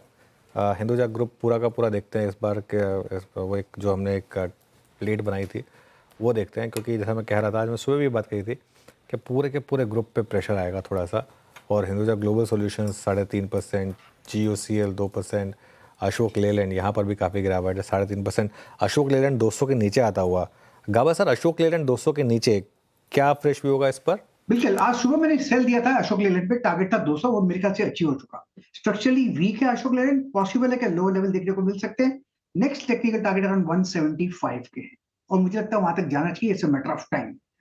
ये स्ट्रक्चर है, सेल हुआ है, फिर एक अपमूव मिला है, जो अपमूव गया था भी नीचे आने के लिए गया था। 200 एक साइकोलॉजिकल सपोर्ट था, लेकिन ब्रीच हुआ और लेकिन 175 के आसपास आते दिनों में अशोक लेलैंड। जी अशोक लेन सेल कॉल था सुबह प्रकाश सर का, बिल्कुल सही टाइम पे कॉल था और आपने कहा भी था कि एक अच्छा अप्रोप्रिएट लेवल मिले तो सेल करिएगा इसको। मीनवाइल निफ्टी आईटी के लॉसेस जो हैं वो सुबह की तुलना में अगर आप इस कैंडल को देखें तो आधे हो चुके हैं। सुबह एक समय करीब 657 अंक नीचे निफ्टी आईटी था और आज का लो पैरेलली अलाइंड है 36,777। क्या है वो? एग्जैक्टली 4 मार्च का लो, तो बिल्कुल पैरेलली अलाइंड है वो। अच्छा, अब एक काम करते हैं, जरा एक बार क्रूड लेके आइएगा प्लीज़। आज सुबह इनफैक्ट अनुज ने भी काफ़ी अच्छा एक प्रोस्पेक्टिव शेयर किया था ओएमसीज पर। क्रूड अगर 68-69 की ट्रेजेक्टरी में यही रहे तो हमारे पास एक तो एटलीस्ट सेफ बास्केट है कुछ दिनों के लिए एज ए ट्रेडर प्ले करने के लिए। मानस ब्रेंट एट 69, आई मीन 69, 68, 67 की रेंज में, 70 की रेंज में। ये बीपीसीएल क्या एक सीरियस अप मूव के लिए कन्वर्ट हो सकता है क्या, या फिर प्रिपेयर कर रहा है क्या अपने आप को, अगर यही रहा क्रूड की ट्रेजेक्टरी? क्योंकि पिछले 5 दिन का हाई 264 है और वही इसका 50 डेमा है जो कि इसने नहीं क्रॉस किया, इवन छुआ 21 अक्टूबर से लेके अब तक। मानस आपका व्यू क्या है इस वक्त? आई मीन आपके पास एक क्रूड की सेंस भी होगी, आपके पास एक बीपीसीएल का भी चार्ट है, एचपीसीएल, आईओसी, आप कैसे प्ले करेंगे इस बास्केट को? तो देखिए खरीदारी करेंगे और उसका रीजन ये है कि करेक्शन बड़ा था। 370 रुपए से बीपीसीएल करेक्ट हो रहा था 235 के आसपास, जहां पर 200 वीक मूविंग एवरेज है। उसी जगह पे सपोर्ट लेके रिकवरी दिखाई। रिकवरी में 20 डे मूविंग एवरेज को ब्रीच किया, हाई टॉप हायर बॉटम से कंफर्मेशन दिया। आज करेक्शन के बाद 20 डे मूविंग एवरेज पे वापस सपोर्ट लिया। तो आई थिंक ये बिल्कुल तैयार है अपने 200 डे मूविंग एवरेज जो कि 285 है उसको टेस्ट करने के लिए। पोजिशनल ट्रेड लेना बेहतर रहेगा। करंट लेवल्स पे एक पोजिशनल ट्रेड लीजिए, स्टॉप लॉस लगाइए 253 का और टारगेट सेट करिए 285 के। पीसीएल पसंद आ रहा है मानस जी को, स्टॉक में अच्छी तेजी और इनफैक्ट आप इसको रडार पे रख सकते हैं। चलिए अब थोड़ा विषय बदलते हैं और देखिए, कई शहरों में एटीएम में कैश नहीं रहने की शिकायतें आ रही हैं, लोगों को भारी दिक्कतों से जूझना पड़ रहा है। बड़ा सवाल यहाँ पे ये है कि आखिर एटीएम से कैश कहाँ गायब हो गया, क्यों एटीएम खाली पड़े हैं? ज़्यादा जानकारी के लिए चलते हैं फिर से कंचन के पास। बताइए कंचन, क्या है खबर? डेफिनेटली लोग एटीएम में पैसा निकालने तो जा रहे हैं लेकिन एटीएम से पैसा बाहर नहीं आ रहा है। बेसिकली जो एटीएम की सर्विस प्रोवाइड करती है कंपनी एजीएस ट्रांजैक्ट, उसकी जो हालत है इस टाइम पे काफ़ी ज़्यादा खस्ता हो गई है। यानी कि कंपनी इस टाइम पे फिनेंशियल क्राइसिस से जूझती हुई नजर आ रही है। अगर पिछले हफ्ते की ही बात करें तो जो कंपनी है उसने करीबन 39 करोड़ का एक डिफॉल्ट देखा है। उसके बाद क्रिसिल और इंडिया रेटिंग जैसी एजेंसीज ने इनकी जो रेटिंग है उसको भी कहीं ना कहीं डाउनग्रेड कर दिया है। अब यही नहीं बल्कि जो कंपनी की 4 इंडिपेंडेंट डायरेक्टर्स हैं उन्होंने भी कंपनी से इस्तीफा दे दिया है। अब अगर देखा जाए जो कंपनी के एम्प्लॉयज हैं वो कह रहे हैं कि इस टाइम पे हम एटीएम मशीन को रीफिल नहीं करेंगे। उनका कहना भी कहीं ना कहीं सही है, क्योंकि वो एटीएम मशीन को रीफिल कैसे करेंगे जब उनका खुद का अकाउंट रीफिल नहीं हो रहा है। इसका मतलब यह है कि कंपनी की तरफ से उनकी भी जो सैलरी है वो काफी महीनों से क्रेडिट नहीं हुई है।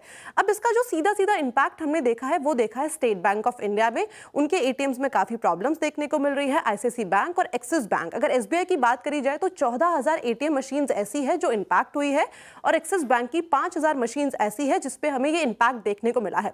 साल 2022 में इसका आईपीओ आया था, इसकी हमें फ्लैट लिस्टिंग देखने को मिली थी बाजार में 176 के प्राइस में, और उसके बाद अगर इस टाइम पे करंट भाव देखा जाए तो 90% से ऊपर की हमें गिरावट यहाँ पे देखने को मिल गई है।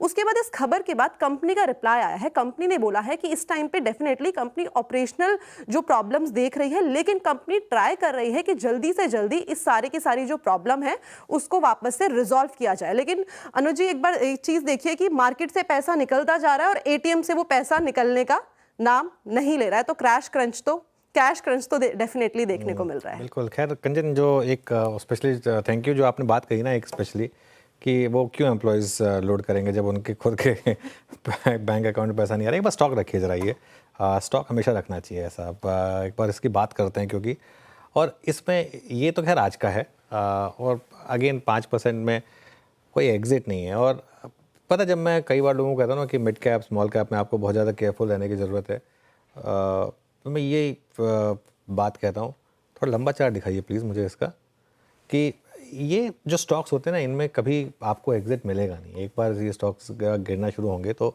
इस तरीके से।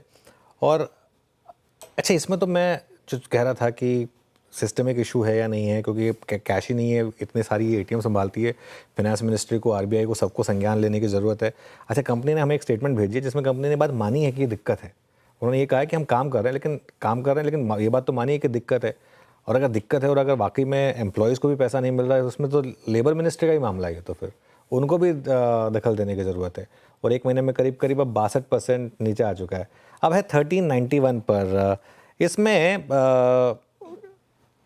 हमारे यहाँ मैथमेटिक जीनियस कौन है, एक बार ज़रा पैनल दिखाइए ज़रा स्क्रीन पर, पूरा का पूरा। सबसे अच्छे मैथ्स में नंबर्स किसके आते थे, एक बार ज़रा उनसे पूछते हैं। है क्या पैनल हमारा स्क्रीन पर?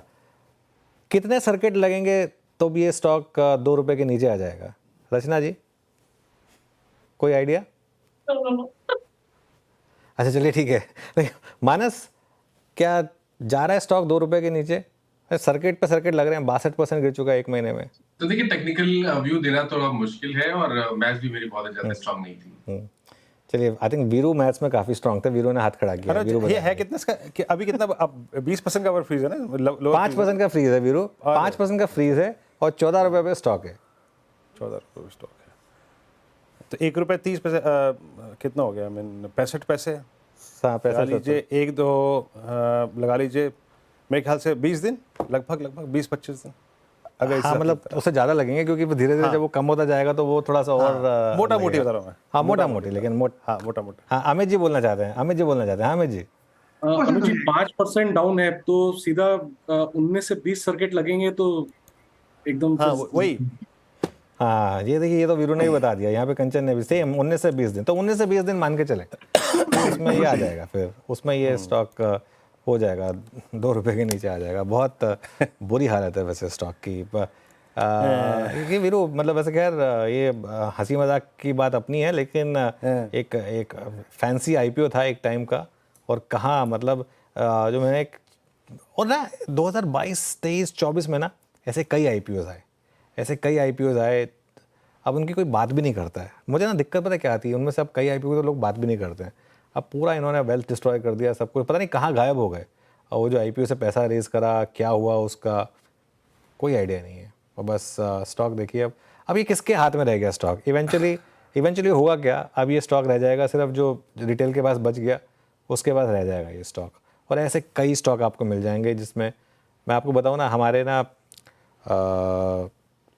पापा के ज़माने में तो वो फिज़िकल शेयर हुआ करते थे, तो वो ना संदूक भर भर के कई आपको शेयर मिल जाएंगे जिसमें से किसी एक की भी वैल्यू आज की डेट में 0 से ऊपर नहीं होगी। तो ऐसे कई शेयर उसमें लिस्ट में जुड़ते जाते हैं। अब ये भी उनमें से एक हो जाएगा मेरे ख्याल से। अनुज, मैं बताऊँ, आपने याद दिला दी, मैं जब ब्रोकिंग में था ना, तो जब मैं देहरादून ब्रांच में था, वो ब्रांच मेरे अंडर हुआ करती थी उस टाइम, तो एक अंकल आते थे सुबह सुबह एक पिंक पेपर लेके कि यार मेरा स्टॉक नहीं मिल रहा है इसमें कुछ, और मैं उन्हें रोज़ 10 दिन तक सांत्वना देता रहा। उसके बाद मैंने वो ब्रांच ही छोड़ दी थी। मतलब लिटरली बता रहा हूँ यार, मेरा स्टॉक नहीं मिल रहा है वीरूस में, मेरा स्टॉक नहीं मिल रहा। फिर मैंने ब्रांच ही छोड़ दी थी, मैं उनको टैकल नहीं कर पा रहा था। तो ये हर बुल रन जब खत्म होता है ना, तो ये ऐसा होता है, कुछ ना कुछ आपके लपेटे में रह जाता है। ब्रांच छोड़ दी, खैर वीरू ने, तो कई लोगों के पास ये ऑप्शन नहीं होता, तो वो क्या करें। खैर, अच्छा, मीनवाइल एक दो चीज़ें बता देते हैं। निफ्टी डे हाई पर आया, 4 का चौका की भी शुरुआत करनी है हमें। निफ्टी डे हाई पर आया, लेकिन इंडसइंड बैंक डे लो पर आया। एक बार देखिए जरा इंडसइंड बैंक, ये स्टॉक आएगा अब आपकी स्क्रीन पर। ये देखिए, ये आया डे लो पर, 650 एग्जैक्ट डे लो पर। और ये होगा ही जब आप कॉन्फिडेंस बिल्कुल नहीं होगा। अच्छा, इसमें ना दिक्कत क्या होगी, बहुत लोगों ने आज लिया होगा 15% नीचे कि चलो ट्राई करते हैं, 20% नीचे ट्राई किया होगा, चलो ट्राई करते हैं, अपना लक ट्राई करते हैं आज 20% नीचे। 20% नीचे लेने के बाद ये और यहाँ पर इस तरीके से गिरा और नीचे आ गया। चलिए, आग 4 का चौका की शुरुआत कर लेते हैं। अब वैसे सही जवाब है 38 दिन लगेंगे एक्चुअली, अगर 5% सर्किट लगता गया वीरू 2 रुपये पे आने में, क्योंकि उसके बाद जब उसकी वैल्यू कम होती जाएगी तो 5% की भी वैल्यू कम होती जाएगी। तो इसके लिए अब एग्जैक्ट जवाब मुझे मिला है 38 दिन लगेंगे। तो 38 दिन के बाद शायद ये 2 रुपये पे आपको स्टॉक दिखाई देगा। चलिए, अब आगे बढ़ते हैं, और हमारे साथ 4 का चौका के लिए हमारा पूरा का पूरा पैनल तैयार है। सबसे पहले सस्ता ऑप्शन सोनी जी से लेंगे। उसके बाद रचना जी के पास चलेंगे एफएनओ सुपरस्टार के लिए। चार्ट का चमत्कार के लिए अमित सेठ तैयार हैं और मिड कैप फंडा के लिए मयूरेश जोशी हमारे साथ हैं। तो चारों की चारों ट्रेड्स कुछ देर में आपके लिए। सोनी जी बताइए आपका सस्ता ऑप्शन ट्रेड। जी अनुज जी, यहाँ पे सस्ता ऑप्शन में डीमार्ट एवेन्यू सुपरमार्ट की 3700 कॉल ऑप्शन मार्च सीरीज की रेकमेंड करना चाहती हूँ। 60 to 63 के तरफ यहाँ पे चल रहा है, वहां पे बाय कर सकते हैं। स्टॉप लॉस रहेगा यहाँ पे 45 का, पहला टारगेट है 88 का पहला टारगेट रहेगा, उसके ऊपर सस्टेन करता है तो 105 110 के दूसरे टारगेट्स के लिए देख सकते हैं। स्टॉक काफी स्ट्रांगली आज अपने 20 डीएमए के ऊपर सस्टेन कर रहा है, 50 डीएमए को ब्रेक करने की यहाँ पे अप्रोच कर रहा है। कॉल में ओपन इंटरेस्ट अनवाइंड हो रहे हैं 3800 की तरफ। मुझे लगता है स्टॉक काफी स्ट्रॉन्ग बेस बना रहा है 3600 और पोजिशनली टुवर्ड्स 3800 3830 लेवल्स को टेस्ट कर सकता है, तो इसलिए यहाँ पे 3700 की कॉल ऑप्शन में पार्टिसिपेट कर सकते हैं। आपकी एवेन्यू सुपरमार्ट कॉल इस वक्त की और करीब करीब 6175 पे प्रीमियम ट्रेड करता हुआ। रचना जी के पास चलते हैं एफएनओ सुपरस्टार पिक करने के लिए। रचना जी क्या पिक कर रही हैं आप? जी हम KEI को शॉर्ट कर सकते हैं फ्यूचर्स पे 3040 के एसएल के साथ। अभी 3008 पे है तो 3040 का एसएल लगाएंगे और डाउन साइड पे हमारा टारगेट होगा 2950। KEI इंडस्ट्रीज रचना जी की सेल साइड की ट्रेड इस वक्त एफएनओ सुपरस्टार के लिए आते हुए चार्ट का चमत्कार के लिए चलते हैं अमित सेठ जी के पास। बताइए अमित जी आपका चार्ट का चमत्कार। जी शेयर जी, मेरा बाय कॉल रहेगा PI इंडस्ट्रीज में। PI इंडस्ट्रीज का अगर स्ट्रक्चर देखें तो स्टॉक ने अपना 10 और 20 डेमा रिगेन किया। एक सपोर्ट इसका ब्रेक हुआ था, वो भी स्टॉक ने आज के सत्र में रिगेन कर लिया है। लॉजिकली ये 50 डेमा की तरफ जा रहा है एंड बियॉन्ड, तो PI इंडस्ट्रीज बाय करें। स्टॉप लॉस रहेगा 3275 और हमारे टारगेट्स रहेंगे 3450 एंड 3475 पे। Okay PI industry. चलिए अब चलते हैं मयूरेश के पास। मयूरेश जी बताइए आपका mid cap funda trade. Sonu ji, I think not necessarily mid cap, largest mid cap या इंडेक्स का भी स्टॉक आप कह सकते हैं, श्रीराम फाइनेंस। हमें लगता है आई थिंक जो ये एनबीएफसी की AUM ग्रोथ रही है आई थिंक काफी बेहतरीन रही है। मैनेजमेंट का यही कहना है कि AUM growth should compound at a very good pace. At the same time जो एसेट क्वालिटी के प्रेशर्स हैं ये अच्छे खासे कम होते जा रहे हैं। अलॉन्ग विद दैट अगर आप मिक्स देखें इन टर्म्स ऑफ एडवांसेस तो large part of the mix जो पर्सनल लोन्स और गोल्ड लोन्स की तरफ है वो बहुत कम है compare to the universe. So personal loans is only around 2.6 और 3% और गोल्ड लोन्स इज अराउंड 1.5 2%, यानी 5% के नीचे ये दोनों सेगमेंट्स है। ये सबसे ससेप्टेबल सेगमेंट्स है जहाँ पे RBI की नजर रही है और इसकी वजह से आई थिंक अगर आप देखते हैं जो एसेट क्वालिटी ट्रेंड्स है यहाँ पे अच्छा खासा सुधार आगे भी देखा जा सकता है।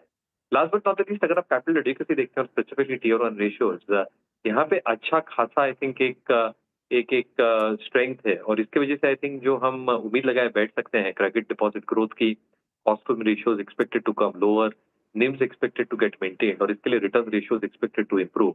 ये सारी जो रेटिंग्स और रैंकिंग्स हम देखते हैं विलियम ओनियल में आई थिंक ये काफी हद तक इसको फुलफिल करता है टू अ लार्ज एक्सटेंट। तो हमें लगता है कि श्रीराम फाइनेंस आपके वॉच लिस्ट पे जरूर।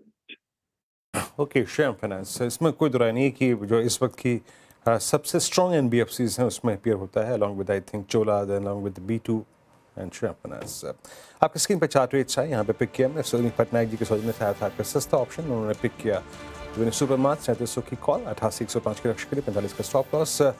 रचना जी ने पिक किया एफएनओ सुपरस्टार और इनकी कॉल थी आज KEI इंडस्ट्रीज सेल कॉल थी और रचना जी का मूड अभी भी खराब है। 2950 का लक्ष्य यहाँ पे, 3040 का स्टॉप लॉस। अमित सेठ जी ने चार्ट का चमत्कार पिक किया और इनका ट्रेड रहा आज PI इंडस्ट्रीज और बाय था ये 3350 और मयूरेश जोशी ने अभी मिड कैप फंडा पिक किया श्रीराम फाइनेंस। अच्छा कविता जी जुड़ी हैं इस बीच। कविता जी गुड आफ्टरनून, आपका ट्रेड इस वक्त क्या है? Very good afternoon, Viren ji. Good afternoon, everyone. Well, trade financial services से चोला पर है। चोला इन्वेस्ट एसेट अगर आप देखें तो on all the time frame काफी स्ट्रॉन्ग रहा है काउंटर और आज भी अपने 10 EMA के ऊपर जाकर क्लोजिंग दे रहा है with bullish piercing line formation. यहाँ मूव एक्सटेंड होते हुए दिख सकते हैं 1444 के लेवल पर एज ऑफ नाउ है। एज अ स्विंग ट्रेड आप इसे देखें for the price target of 1475 1500 के प्राइस टारगेट के लिए स्टॉप लॉस आप मेंटेन कर सकते हैं 1440। 40 का स्टॉप लॉस मेंटेन करे चोला इन्वेस्टमेंट में, और ये बाई की कॉल कविता जी की तरफ से। इनफैक्ट आप देखेंगे तो आज पूरे फाइनेंशियल सर्विसेज पैक में ही तेज़ी देखने को मिलेगी। HDFC लाइफ गावस्कर के पिक इनफैक्ट आप देखें चोला इन्वेस्टमेंट कविता जी को पसंद आ रहा है। मिड कैप के लिए मयूरी जी ने श्रीराम फाइनेंस बताया। बजाज फाइनेंस डे हाई के आसपास कारोबार करता हुआ, तो पूरे पैक में आज तेज़ी। चलिए एक और स्टॉक की बात करते हैं। सफ़ायर फूड्स रखी स्क्रीन पर। आज ये स्टॉक 3% से ज़्यादा गिरकर कारोबार कर रहा है, लेकिन सवाल ये कि सफ़ायर फूड्स में आखिर ये गिरावट क्यों आई है, और मोतीलाल ओसवाल की रिपोर्ट है, इस पे क्या रिपोर्ट है ये बताने के लिए फिर से चलते हैं कंचन के पास। बताइए कंचन, क्या है रिपोर्ट? जी, अगर शुरुआती सत्र की बात करी जाए तो सफ़ायर फूड में हमें अप्रॉक्सीमेटली 8% की कमजोरी देखने को मिली थी, लेकिन कमजोरी थोड़ी सी अब कम हो गई है और ये 3% की रह गई है। मोतीलाल ओसवाल ने कंपनी के जो CEO है उनके साथ इंटरेक्शन किया, जिसमें कुछ बड़ी चीज़ें सामने निकल के आई है। उन्होंने कहा है कि नियर टर्म में हमें प्रेशर जो है कंपनी के शेयर के ऊपर वो परसिस्टेंट होता हुआ दिखाई देगा, और हो सकता है कि फिस्कल ईयर 26 में हमें जो शेयर है वो बॉटम आउट होता हुआ भी दिखाई दे। इसके पीछे के काफ़ी सारे कारण है। बेसिकली जो एवरेज डेली सेल्स है और जो मार्जिन है वहाँ पे अच्छा खासा प्रेशर बाउंड अप होता हुआ दिखाई दे रहा है, और इनका कहना है कि आने वाले जो दो क्वार्टर्स है वहाँ पे भी ये जो प्रेशर है वो कॉन्टिन्यूसली हमें देखने को मिलेगा।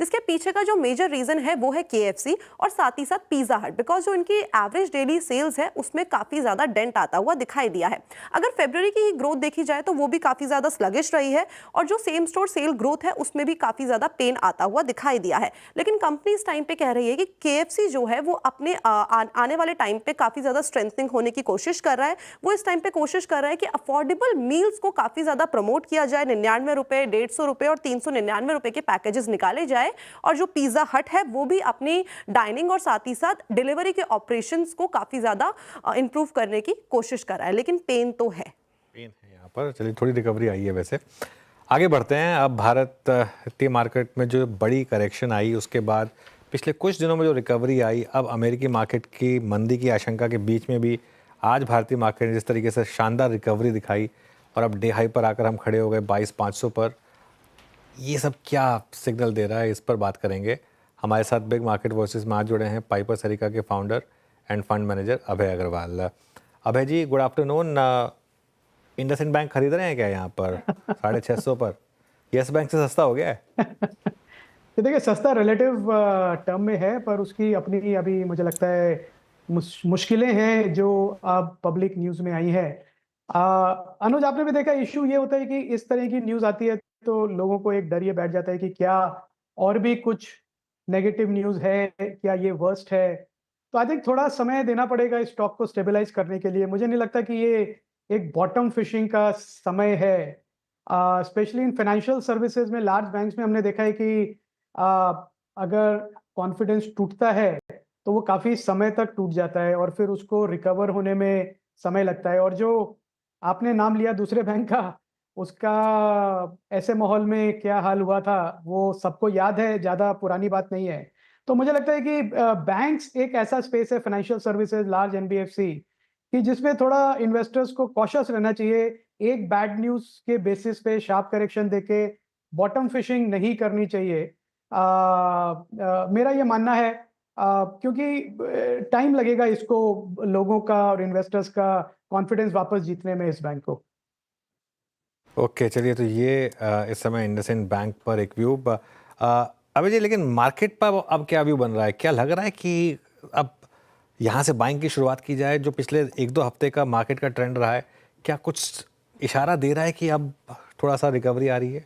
जी, आई थिंक पूरा इशारा है, और मैं बताता हूँ आपको अनुज क्यों ये इशारा है, क्यों मैं इतना कॉन्फिडेंटली कह सकता हूँ after quite a long time. क्योंकि जब FPI सेलिंग हुई और ये कहानी स्टार्ट हुई जब ट्रम्प इलेक्शन जीते, और उसके बाद हमने एक वन वे राइज देखा US एसेट्स में, starting with US dollar itself 100 के लेवल से, 101 के लेवल से DXY सीधा 109 पे पहुंच गया, जो कि अनप्रेसिडेंटेड इंक्रीज है, किसी प्रेसिडेंसी में ऐसा नहीं हुआ। और वो इसलिए हुआ क्योंकि टैरिफ्स का डर था, इन्फ्लेशन बढ़ेगी US में, उसकी वजह से US बॉन्ड यील्ड स्पाइक हुई। हमने देखा 10 साल का बॉन्ड, 30 साल का बॉन्ड ऑलमोस्ट 5% के लेवल पे पहुंच गए, जिसकी वजह से काफी सारा पैसा इन्वेस्टर्स का इंडिया जैसे इमर्जिंग मार्केट से निकल के वापस US में गया। अब मुझे लगता है कि वो ट्रेड रिवर्स हो रहा है, क्योंकि अब जो US का मार्केट है वो काफी करेक्शन मोड में है।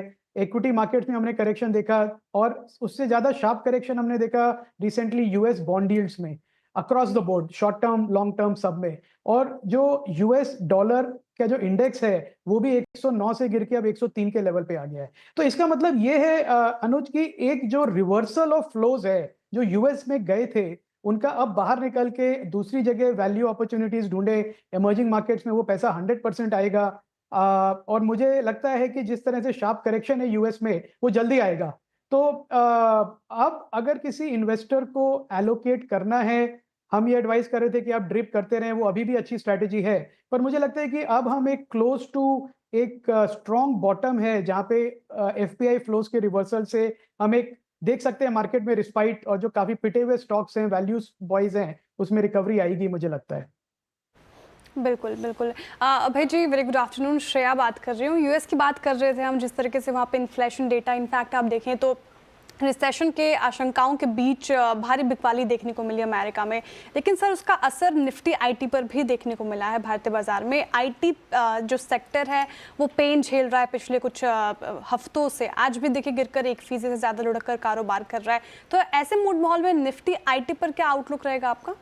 ये देखिए, निफ्टी आईटी पे काफ़ी आपके चैनल पे भी चर्चा हो चुकी है। मेरे पिछले साल 1.5 साल में हमारा आउटलुक अभी भी बहुत नेगेटिव है, और उसका मुझे नहीं लगता है कि यूएस मार्केट में रिकवरी या यूएस बैंक्स की बाइंग वापस आएगी, उसका कोई भी लेना देना है उससे। यूएस में आईटी बजट्स बढ़ेंगे, इंडियन कंपनीज को कोई फायदा होगा, इसकी कोई गारंटी नहीं है। यूएस जो हमारा आईटी इंडस्ट्री के जो प्रॉब्लम है वो हमारी खुद की प्रॉब्लम है, और वो प्रॉब्लम ये है कि हमारा इनोवेशन नहीं है। और इस दुनिया में जहाँ पे एलएलएम मॉडल्स रोज अनाउंस हो रहे हैं, चाइना ने 5 अनाउंस कर दिए, यूएस में है, हम बहुत पिछड़े हैं उसमें। हम अभी भी एक पुराने मॉडल पे चल रहे हैं, टाइम एंड मटेरियल के मॉडल पे।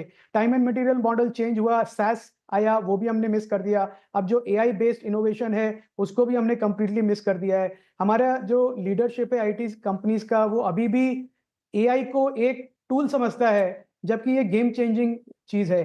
तो मेरे को लगता है कि हमारे आईटी कंपनीज की कमेंट्री और परफॉर्मेंस वीक रहेगी अगले 12 महीने में भी ज़्यादा उससे। तो मुझे कोई उधर वैल्यू अपॉर्चुनिटी नहीं दिखती है, क्योंकि कोई इनोवेशन नहीं है। जब तक मुझे इनोवेशन नहीं दिखेगा इंडिया की लार्ज आईटी सर्विसेज कंपनी का, मुझे नहीं लगता कि उसमें इन्वेस्टर्स को कोई ज़्यादा इंटरेस्ट लेना चाहिए। ओके, अच्छा अभय जी नमस्कार, वीरेंद्र बोल रहा हूँ। बैंक्स से हमने शुरू की थी इस पूरी चर्चा को, बात रही थी बैंक्स की शुरू में, लेकिन एनबीएफसी ज़्यादा कॉन्फिडेंस में रही हैं। लुक एट B2, अभी श्रीराम फाइनेंस की चर्चा हो रही थी, आप चोला को देखिए, और कुछ गोल्ड फाइनेंस कंपनियां भी अच्छा कर रही हैं, हालांकि उनके पीछे दूसरा कारण था। बट आपका एनबीएफसी पे झुकाव कितना है?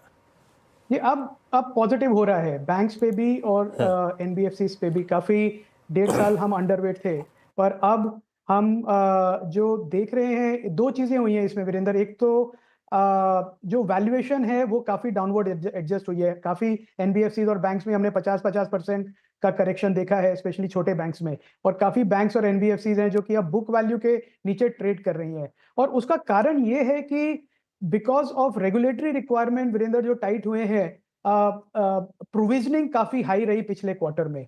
पर प्रोविजनिंग का मतलब ये नहीं है कि ये लॉस है, और प्रोविजनिंग का मतलब ये है कि आपके जो कलेक्शन एफिशिएंसी है वो गिरी है।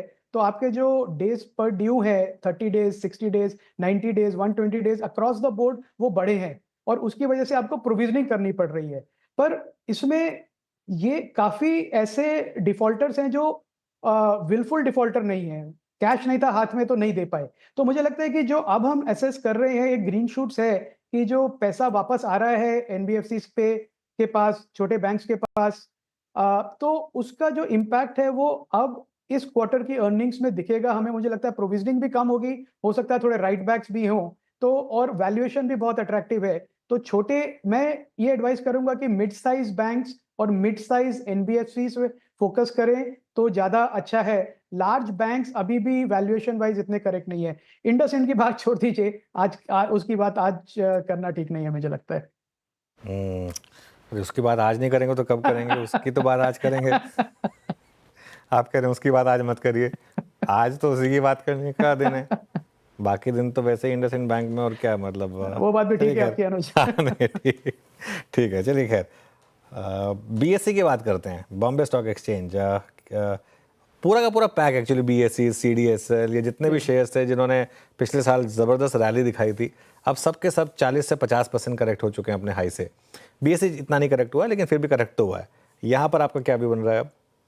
ये हमारे कोर पोर्टफोलियो में CDSL कैम्स पिछले 4-5 साल से हैं, अभी भी हैं, हमने कोई उसको टच नहीं किया। करेक्शन है तो हमारे NAV को उसने भी हर्ट किया है, जितने बाकी इन्वेस्टर्स को हर्ट किया है। पर ये बड़ी लंबे समय की स्टोरीज हैं सारी। BSE NSE अनलिस्टेड है तो अभी नहीं अवेलेबल है, पर CDSL है, कैम्स हैं, ये सारे एक लीडर्स हैं अपने जो कैपिटल मार्केट इंफ्रास्ट्रक्चर स्पेस को जिसको हम कहते हैं। इसमें ब्रोकिंग, RTA, डिपॉजिटरी, इनका बहुत इंपॉर्टेंट रोल है। और टेक्नोलॉजी ड्रिवन बिजनेसेस हैं तो मार्जिन्स भी बहुत अच्छे हैं, फ्री कैश फ्लो जनरेशन भी बहुत अच्छा है।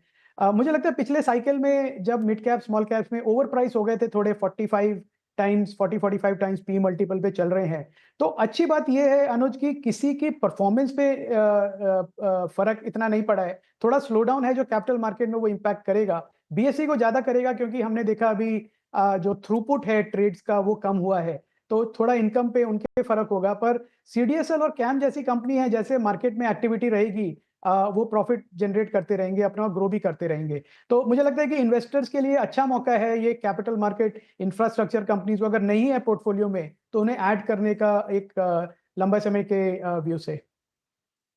तो कैपिटल मार्केट के स्टॉक्स आप ऐड कर सकते हैं लंबे नज़रिए के साथ। लेकिन सर मेटल सेक्टर पे भी आपका व्यू जानना चाहूँगी। जिस तरीके से कल मेटल सेक्टर अच्छी तेज़ी के साथ कारोबार कर रहा था, फिर बाजार के गिरावट के साथ वो भी गोता लगा गया, लेकिन आज देखिए फिर से ये तेज़ होकर ही कारोबार कर रहा है। ब्रोकरेजेस भी बुलिश है इस पूरे पैक को लेकर।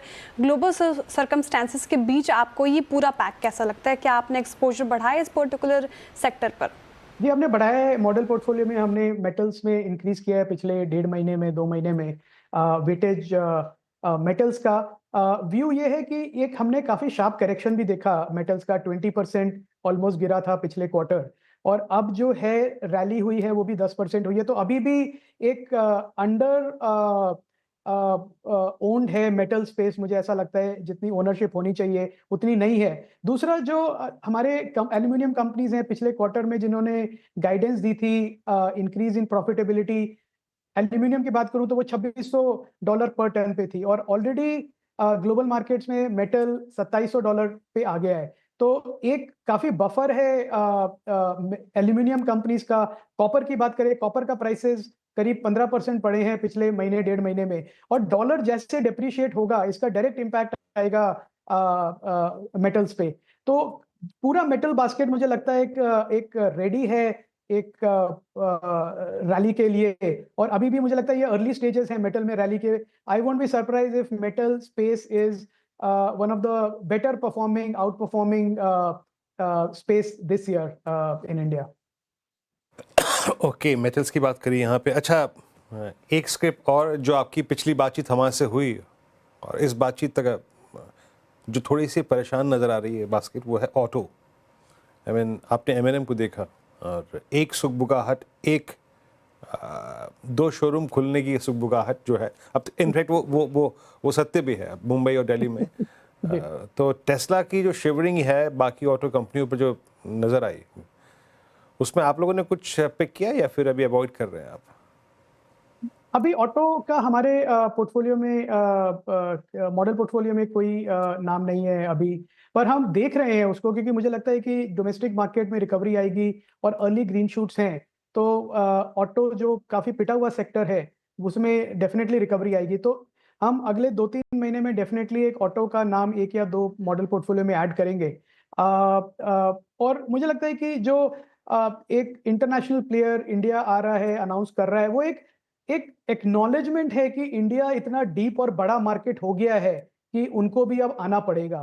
तो ये एक अच्छा साइन है सारे प्लेयर्स के लिए। ये मतलब इतना छोटा मार्केट नहीं है हमारा कि एक बड़ा प्लेयर आ गया तो बाकी सबको नुकसान आ जाएगा। तो मुझे लगता है कि अभी भी गवर्नमेंट पॉलिसीज अगर फेवरेबल रही, स्पेशली ईवी लॉन्चेस पे, तो पूरा जो सेक्टर है वो बेनिफिट करेगा। 2 व्हीलर, 4 व्हीलर और इनोवेटिव प्रोडक्ट्स जो लॉन्च करेगा उसको डेफिनेटली फायदा मिलेगा। तो अभी वीरेंद्र हमारे पोर्टफोलियो में नहीं है, पर एक हाई वॉच लिस्ट पे है सारे स्टॉक्स जो लिस्टेड हैं अभी। चलिए अभय जी, बहुत बहुत शुक्रिया आप इस कार्यक्रम में शामिल हुए, सभी सेक्टर्स पे, स्टॉक्स पे अपनी टिप्पणी रखी आपने, बहुत बहुत शुक्रिया। अब चलते हैं आज की रणनीति पर। और अनुज, आज बाजार ने एक मतलब कोलैप्स होते हुए माहौल में, चाहे वो यूएस हो, चाहे वो नेस्डैक हो, चाहे वो इंडसइंड बैंक हो, थोड़ा सा कन्विक्शन दिखाया है। और मोस्ट स्पेशली बैंक निफ्टी वो जो 47,800 के एज को नहीं तोड़ा इसने। अप्रोच करेगी, क्या लॉन्ग कैरी करनी है या फिर न्यूट्रल जाए यहाँ से? नहीं, देखिए मैं कहूँगा कि थोड़ी हिम्मत करके लॉन्ग कैरी करें इस मार्केट में कल के लिए, क्योंकि प्राइस एक्शन जो है ना, चाहे तो अपने आप को हेज कर लें, थोड़ा सा हेज कर लें। क्योंकि देखिए मैं एक लॉजिक की चीज़ सोच रहा हूँ, आप अगले दिन सुबह किस चीज़ से डरते हैं कि कहीं ओवरनाइट बहुत ज़्यादा गिरावट ना आ जाए। जिस तरीके से कल यूएस मार्केट गिरा था, मुझे लग रहा है आज तो शायद थोड़ी रिकवरी आनी चाहिए, नहीं भी आई तो भी आज जिस तरीके की गिरावट से हम उबर गए, तो एक चीज़ तो अब क्लियर है कि मार्केट अब यूएस की मार्केट से इतना डरता नहीं है। और ख़राब खबरों पर आज बाजार चला है। देखिए मैं हमेशा एक चीज़ बोलता हूँ, ख़राब खबरों पर अगर बाजार चले तो मतलब बाजार गिरना नहीं चाहता, अच्छी खबरों पर अगर बाजार ना चले तो मतलब बाजार चलना नहीं चाहता। ये बाजार अब गिरने को तैयार नहीं है। हाँ, आज का लो टूट गया 22,300 का, 22,300 315 का, तो ठीक है, फिर बाहर हो जाए। उतना रिस्क आपको लेना पड़ेगा, उतना रिस्क आपको लेना पड़ेगा। अगर आप ले सकते हैं ले सकते हैं। ये मैं इसलिए कह रहा हूँ कि कल बाई चांस 100 पॉइंट का गैप अप हो गया तो क्या करेंगे? तो इसके लिए 22,675 यहाँ पर 20 डेमा है। यहाँ पर एक बार मुझे लग रहा है वापस टेस्ट होने की संभावनाएं हैं। और अगर इस बार आपने 20 डेमा निकाल दिया, पहली बार तो चलो हॉल्ट आ गया, इस बार अगर आ गया तो फिर अच्छा, अगर ये 20 डेमा का हॉल्ट का कंफर्मेशन मिलना था। कल हमने एक बात की थी वीरू कि कल की लॉन्ग पोजीशन से बाहर हो जाइए, लेकिन शॉर्ट लेना है या नहीं ये हम कल की क्लोजिंग, मतलब आज जो क्लोज हो रहा है उस पर डिसाइड करेंगे। आज का क्लोज, एक क्लोज देखिए इस खराब खबरों पर। सुबह जब आप सुबह 7 बजे के शो के लिए स्टूडियो आ रहे थे और आप देख रहे थे गिफ्ट निफ्टी 200 पॉइंट नीचे है, अगर तब आपको कहा जाता कि निफ्टी 27 से 28 पॉइंट ऊपर बंद होगा तो आप क्या कहते? आप कहते ना कि फिर तो बहुत शानदार सेशन रहा। तो उस हिसाब से इसको देखिए। दूसरी चीज़, एडवांस डिक्लाइन भले ही खराब रहा हो, उसका भी एक रीज़न है। एडवांस डिक्लाइन खराब है, लेकिन क्योंकि स्मॉल कैप में उस लेवल की रिकवरी नहीं आ पाई। लेकिन आप देखिए मिड कैप देखिए, आप मिड कैप इंडेक्स देखिए, आप मिड कैप इंडेक्स का इंटरडे आज देखिए किस तरीके से बंद हो रहा है। इसका मतलब जो क्वालिटी मिड कैप से ना, वहाँ पर थोड़ी सी बाइंग शुरू हो गई है। स्मॉल कैप अभी भी दिक्कत का मामला बना हुआ है। आई थिंक स्मॉल कैप आज भी शायद रेड में बंद हो रहा होगा, या अगर रिकवरी वहाँ पर भी आई होगी। हाँ, स्मॉल कैप अभी भी रेड में, तो इस वजह से एडवांस डिक्लाइन खराब है। लेकिन मिड कैप में थोड़ी सी रिकवरी है, तो इसलिए मेरा ये मानना होगा कि आप थोड़ी हिम्मत करके लॉन्ग कैरी करें। क्या होगा, 22,300 का अगर स्टॉप लग गया तो बाहर हो जाएंगे। उससे ज़्यादा गैप डाउन तो नहीं होना चाहिए मेरे ख्याल से, जितना आज आपने गेन करा है। तो ये भी होगा कल के लिए। चलिए अब आगे बढ़ते हैं। थोड़ा सा रिस्क लीजिए, ओवरनाइट कैरी करिए पोजीशंस को, और अगर हो सके तो थोड़ी बहुत हेजिंग। अब आपको दिखाता हूँ, एक काम करता हूँ, मार्केट ब्रेथ अच्छा काम करते हैं। उससे पहले यतिन के पास चलते हैं। यतिन के पास BTST ट्रेड या डीलिंग रूम चेक और BTST ट्रेड्स वही पूरा कर देते हैं। मानस आप क्या कैरी करेंगे वेडनेसडे मॉर्निंग के लिए? देखिए एल्केम में खरीदारी करके जाएंगे, क्योंकि एल्केम के अगर आप पैटर्न देखेंगे तो स्टॉक ने हाई टॉप हायर बॉटम से कंफर्मेशन के साथ 20 और 10 डे मूविंग एवरेज को रीगेन किया है। तो उसके फ्यूचर में खरीदारी की जा सकती है। करंट प्राइस 4661 के चल रहे हैं फ्यूचर्स के। तो स्टॉप लॉस आपको 4689 का लगाना है और टारगेट आपको 4875 के सेट करने हैं। तो एल्केम लैब्स ही हो गई मानस के पे। गावा सर आप क्या कैरी कर रहे हैं? मेरा ध्यान है पॉलिसी बाजार पर, ट्रेड कर रहा है 1469 पर, स्टॉप होगा करीब 1450 का, 19 रुपए का स्टॉप है। ऑन द अपसाइड जो टारगेट है करीब 1520 के। पॉलिसी बाजार BTST ट्रेड गावा जी की तरफ से। कविता जी आप बताइए, आप क्या पिक कर रही हैं? BTST STBT? तो आप BTST करेंगे अगेन फ्रॉम NBFC। मुझे लगता है श्रीराम फाइनेंस की भी क्लोजिंग अच्छे आते हुए दिख रही है। For the price target of 648 655 Shriram finance को लेकर जाना चाहिए। स्टॉप लॉस मेंटेन करें 629 का। ओके, रचना जी आप क्या ट्रेड कैरी करेंगे? जी मैं CG पावर के लिए लॉन्ग सजेस्ट करूंगी। 600 का SL होगा, टारगेट होगा 625 एंड 630। अमित जी आपका ट्रेड क्या रहेगा कल के लिए? अमित सेठ जी आपका ट्रेड कल के लिए? जी अनुज जी, मैं सन फार्मा लेके जाऊंगा। सन फार्मा एक वीकली सपोर्ट से रिवर्सल दिखा रहा है। स्टॉक ने अपना 10 और 20 डेमा रीगेन किया है, तो it's a reversal trade towards 200 डेमा एंड 50 डेमा। तो इसे बाय करें। 1638 का स्टॉप लॉस रहेगा और 1680 के टारगेट्स रहेंगे। के 1680 के टारगेट के लिए सन फार्मा आप कैरी कर रहे हैं। सोनी जी आप बताइए आपकी क्या पिक होगी कल के लिए? प्रिया जी BTST रहेगा यहाँ पे। जुबिलेंट फूड्स पे बाय करने की सलाह रहेगी। एक अच्छा रिवर्सल दिखा रहा है 600 सपोर्ट से। फ्यूचर्स पे बाय कर सकते हैं 606 के स्टॉप लॉस के साथ, 625 630 टारगेट्स के लिए। चलिए ये कल की BTST ट्रेड्स यतिन के पास चलते हैं कि डीलिंग रूम से क्या BTST ट्रेड्स आ रही हैं। यतिन बताइए। तो दो स्टॉक जो आज फोकस में, उनमें सबसे पहले है सेल। अगर हम बात करें मेटल स्टॉक्स की, तो यहाँ आपको पिछले आधे घंटे में अच्छी खासी बाइंग देखने को मिल रही है। इनफैक्ट डीलर्स को लगता है कि सेल के काउंटर में BTST करके 110 112 तक के मार्च फ्यूचर्स के टारगेट देखने को मिल सकते हैं। ओपन इंटरेस्ट लगभग 2% यहाँ बढ़ी है। मेटल्स और स्टील में आज पर्टिकुलरली बाइंग देखने को मिल रही है और काफ़ी सारे HNIs यहाँ खरीदारी कर रहे हैं। इसके अलावा और एक PSU स्टॉक जो फोकस में है HAL स्टॉक 52 वीक लो से अच्छी तरीके से बाउंस कर रहा है। ओपन इंटरेस्ट 6% नीचे है। इसका मतलब ये है कि काउंटर में शॉर्ट कवरिंग देखने को मिल रही है और डीलर्स की अगर आप माने तो पोजिशनली उनको 3550 तक के टारगेट्स देखने को जो है लग रहा है कि 2-4 दिन अगर मोमेंटम चल गया तो शायद ये टारगेट आ सकता है। सेल और HAL ये रहेंगे डीलिंग रूम रेडार पर। क्विकली चलते हैं वीरो के पास और आज की मार्केट ब्रेड जानते हैं। वीरो बताइए।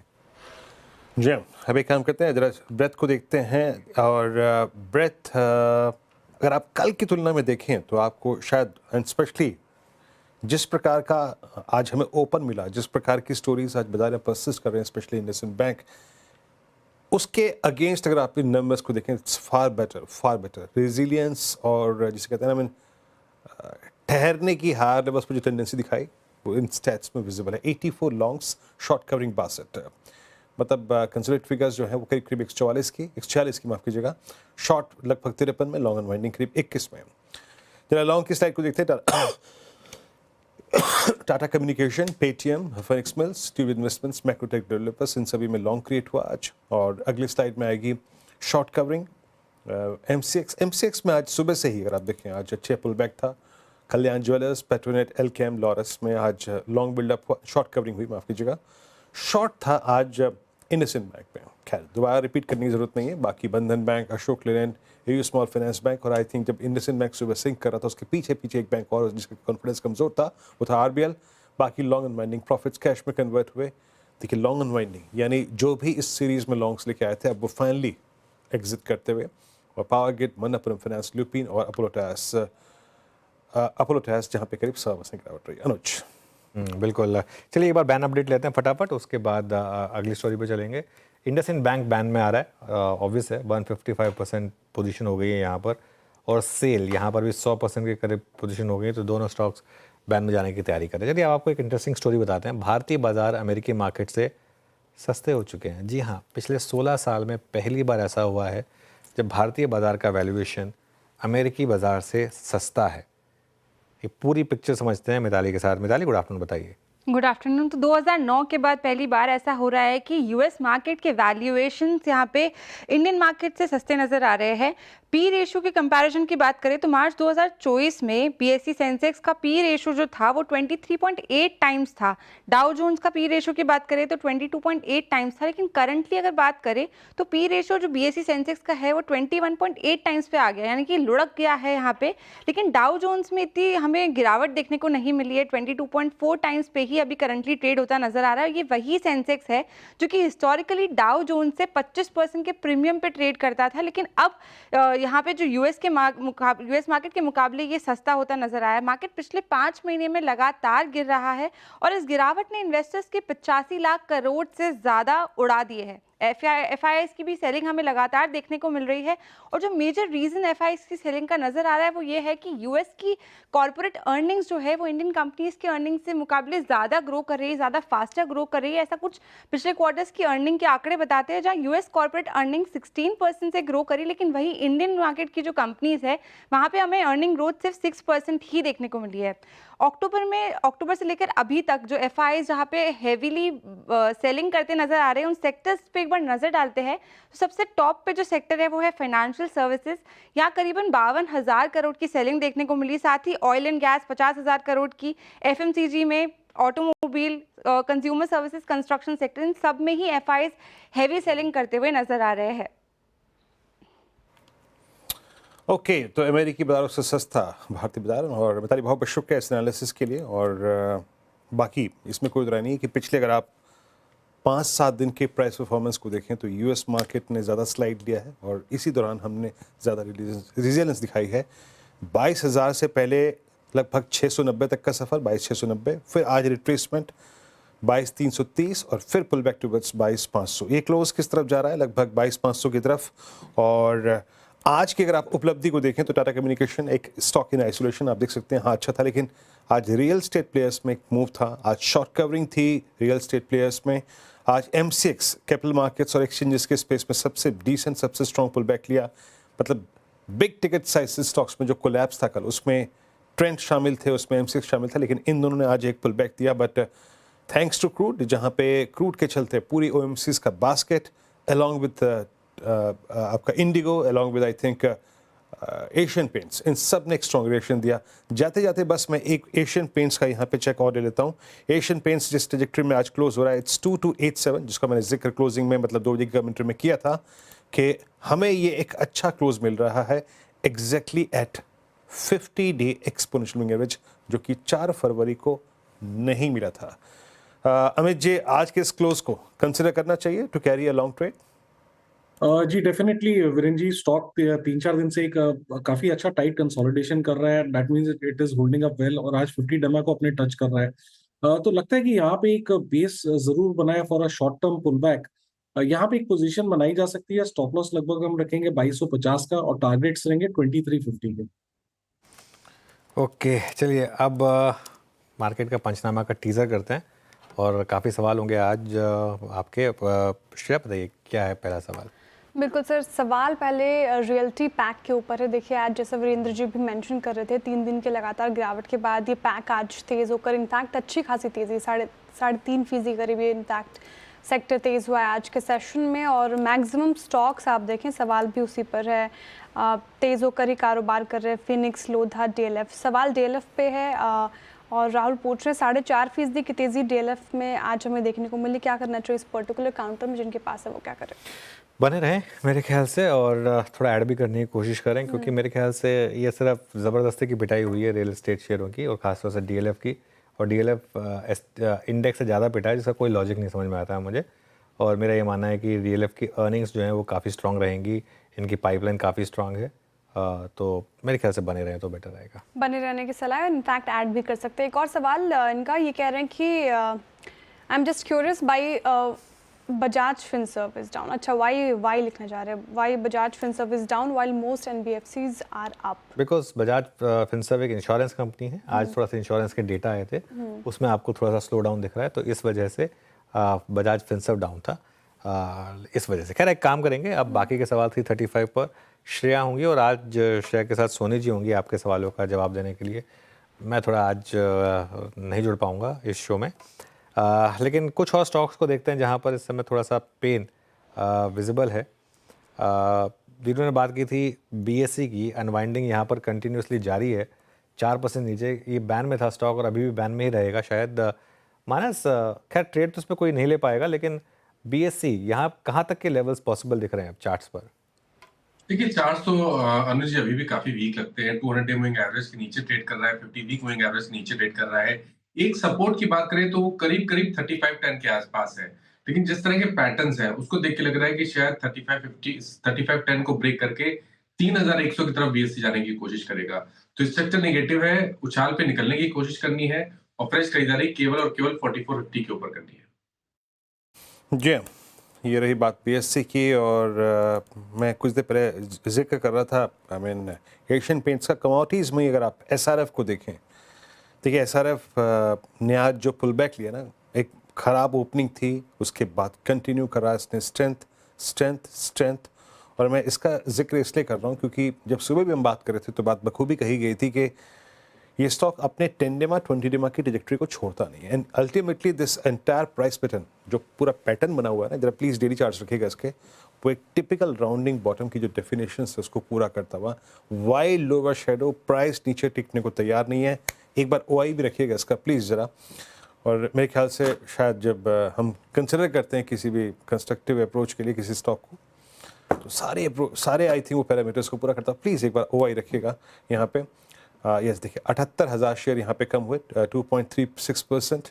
तो एक स्ट्रॉन्ग क्लोज की तरफ एसआरएफ अल्टीमेटली बढ़ता हुआ, एक टिपिकल राउंडिंग बॉटम और एक बिग टिकट साइज स्टॉक जो है ना वो अच्छा करता हुआ, और वो है एलएनटी। मैं जाते जाते अपने टिकर पे देख रहा हूँ कि एलएनटी में लोअर लेवल से रिकवरी है, बट रिकवरी जिस जोन में है उस पर मैं बहुत अभी तक मैं कॉन्फिडेंस शो नहीं कर सकता, बिकॉज अभी भी ये रिकवरी इसको 10 डेमा से काफ़ी दूरी रखे हुए है। कोई खास अगर आप देखें तो यहाँ पे क्लोज ट्रेजेक्ट्री में नहीं है 10 डेमा के। और जाते जाते क्या चीज़ अच्छा कर रही है उसमें आज एक REC PFC का कॉम्बिनेशन। अच्छा, REC के बारे में एक बात कहनी ज़रूरी है, REC का एक बहुत अच्छा क्लोज आ रहा है आज 20 डेमा के ऊपर। ऑलमोस्ट ये 23 दिसंबर के बाद पहली बार ऐसा हो रहा है, दूसरी बार जब ये 20 डेमा के ऊपर एक बहुत स्ट्रॉन्ग क्लोज दे रहा है। तो REC और एक PFC, इन दो कॉम्बिनेशंस को भी हम कल सुबह जब ओपनिंग कर रहे होंगे या फिर जब टीम सिलेक्शन कर रहे होंगे तो डेफिनेटली कंसिडर करेंगे REC PFC के strong close. Anuj, over to you. बिल्कुल। क्या बात करें, अब अशोक लेलैंड की बात कर लेते हैं एक बार। करीब 3% नीचे अशोक लेलैंड इस समय ट्रेड करता हुआ दिखाई देगा। इस पर एक व्यू हो जाए। गाबा सर, सुबह का शॉर्ट था लेकिन अब इसको समेट के जाएं या फिर कैरी करें? आई थिंक कैरी करना चाहिए बिल्कुल, क्योंकि एंटायर ग्रुप में प्रेशर है। तो मेरे ख्याल से अशोक लेलैंड अब भी डाउन लगता है मुझे, इसमें कहीं पर स्ट्रेंथ नजर नहीं आती। जो मेरा जोन है 175 का, वो तो चला जाएगा। क्या ये 155 जाएगा, वो भी एक पॉसिबिलिटी है। तो लेकिन 175 180 एक जोन है, वहां पर एक जगह पर एक थोड़ा सपोर्ट है, लेकिन मुझे लगता है अशोक लेलैंड में और गिरावट है। तो इस sell on rise Ashok Leyland. ने सेल ऑन राइस की रणनीति आप अपना एक बार जोमेटो भी लेकर आइए स्क्रीन पे। 5 दिन से लगातार ये स्टॉक गिरता जा रहा है और आज तो शायद 200 के नीचे भी फिसला। काफ़ी ज़्यादा निवेशक इनफैक्ट टेंशन में होंगे आज, और लगातार ये 5 दिनों में 11% टूट गया है। पेन तो देखने को मिल रहा है, सुबह डिस्कस भी कर रहे थे। लेकिन मानस जी, आप बताइए, जोमेटो में जिस तरीके से गिरावट देखने को मिल रही है, क्या 180 का स्तर भी देखा जा सकता है? जिनके पास है वो क्या करे, फिलहाल क्या रणनीति अपनाएं? देखिए, आज तो स्टॉक सर्वाइव कर गया, क्योंकि जिस तरह मॉर्निंग की ओपनिंग थी उसके बाद आफ्टरनून में सेलिंग प्रेशर देखने को मिल रहा था। ऐसा लग रहा था कि 200 का आंकड़ा ब्रेक करके 190 की तरफ जाएगा, लेकिन वहां पर बाइंग इंटरेस्ट देखने को मिला है। तो अगर किसी के पास लॉन्ग पोजीशन है तो 190 रन के स्टॉप लॉस लगाना है, लेकिन इस चाल पे खरीदारी नहीं करनी है। अपनी लॉन्ग पोजीशन से निकलने की कोशिश करनी है और फ्रेश खरीदारी 225 रुपए के ऊपर ही करनी है। ओके, चलिए अब आगे बढ़ते हैं और मार्केट क्लोजिंग की तरफ बढ़ते हैं। मार्केट की क्लोज काफ़ी शानदार, अब आप कहेंगे 50 पॉइंट ऊपर को मैं शानदार कह रहा हूँ। जी हाँ, मार्केट की क्लोज शानदार है, क्योंकि सुबह हम 22,314 पर थे। तो 22,314 से 22,515, मतलब एग्जैक्टली 200 पॉइंट की रैली के साथ, इंटरडे रैली के साथ निफ्टी बंद हो रहा है। निफ्टी IT सुबह देखिए कितना नीचे था और इवेंचुअली बंद हुआ सिर्फ 0.5% नीचे। निफ्टी बैंक ये बहुत ज़्यादा रिकवर नहीं हो पाया, लेकिन फिर भी 0.7% ही नीचे था। और दूसरी तरफ मिड कैप देखिए, मिड कैप में अच्छी रिकवरी आई, करीब 1% की। स्मॉल कैप हालांकि नीचे था, उसकी वजह से एडवांस डिक्लाइन खराब ही रहा, लेकिन काफ़ी ख़राब था। उसके मुकाबले इंप्रूवमेंट ज़रूर आई यहाँ पर। सेक्टोरल हिट में आप देखते हैं एक बार ज़रा। सुबह जब हमने शुरुआत की थी ये पूरी स्क्रीन रेड थी, आपको याद होगा, एक ग्रीन सेक्टर नहीं मिला था आपको, और फाइनली 3 ही सेक्टर रेड में बंद हुए, निफ्टी बैंक, निफ्टी IT और ऑटो भी कोई बहुत ज़्यादा नहीं, सिर्फ 0.16% को रिफ्रेश करते हैं, जरा रेट फ्रीज हो गए हैं। लेकिन ग्रीन वाले सेक्टर्स देखिए आप कितने ज़बरदस्त है यहाँ पर। ऑयल एंड गैस करीब 1.25% ऊपर था। रियल एस्टेट 0.4%, ज़बरदस्त तेज़ी रियल एस्टेट में। फिनेंशियल्स में तेज़ी थी, PSU bank, capital goods index और फार्मा, यहाँ पर भी आपको तेज़ी दिखाई देगी। अब आते हैं हम जरा निफ्टी के हीट मैप पर और यहाँ देखते हैं किस तरीके के मूव्स रहे। करीब 57 पॉइंट निफ्टी ऊपर था। आज का स्टॉक ऑफ द डे लेकिन इंडसइंड बैंक 27% नीचे, जी हाँ, एकदम डे लो पर जाकर बंद हुआ। इन्फोसिस 2.5% नीचे था। महिंद्रा एंड महिंद्रा में गिरावट थी। उसके अलावा बजाज फिनसर्व, लेकिन ऊपर वाले स्टॉक्स में ट्रेंड में शानदार तेज़ी। BPCL जो आज का हमारा बिग स्टॉक था 3% ऊपर। Sun Pharma, ICICI bank, Shriram finance, BEL और भारती एयरटेल यहाँ पर आज थोड़े से गेंस रहे। वीरो जी हाँ, तो एक अच्छा क्लोज, वाकई एक बहुत अच्छा क्लोज, और 22,581 पर 21 पर माफ कीजिएगा। बाकी जो कहते हैं ना होली का होला, अब 2 पायदान और दूर है। कल बुधवार, गुरुवार, उसके बाद होली, तो 2 दिन और महत्वपूर्ण दिन जो आपके फेस्टिवल से बहुत नज़दीक है। Let's hope for the best कि ये दिन कल का और बाजार के लिए शानदार रहे, रिकवरी भरा रहे और हरा रंग हावी रहे। कल आपसे फिर मुलाकात होगी इस पैनल की सुबह मॉर्निंग कॉल में, उसके बाद मुनाफे की तैयारी में। तब तक के लिए नमस्कार।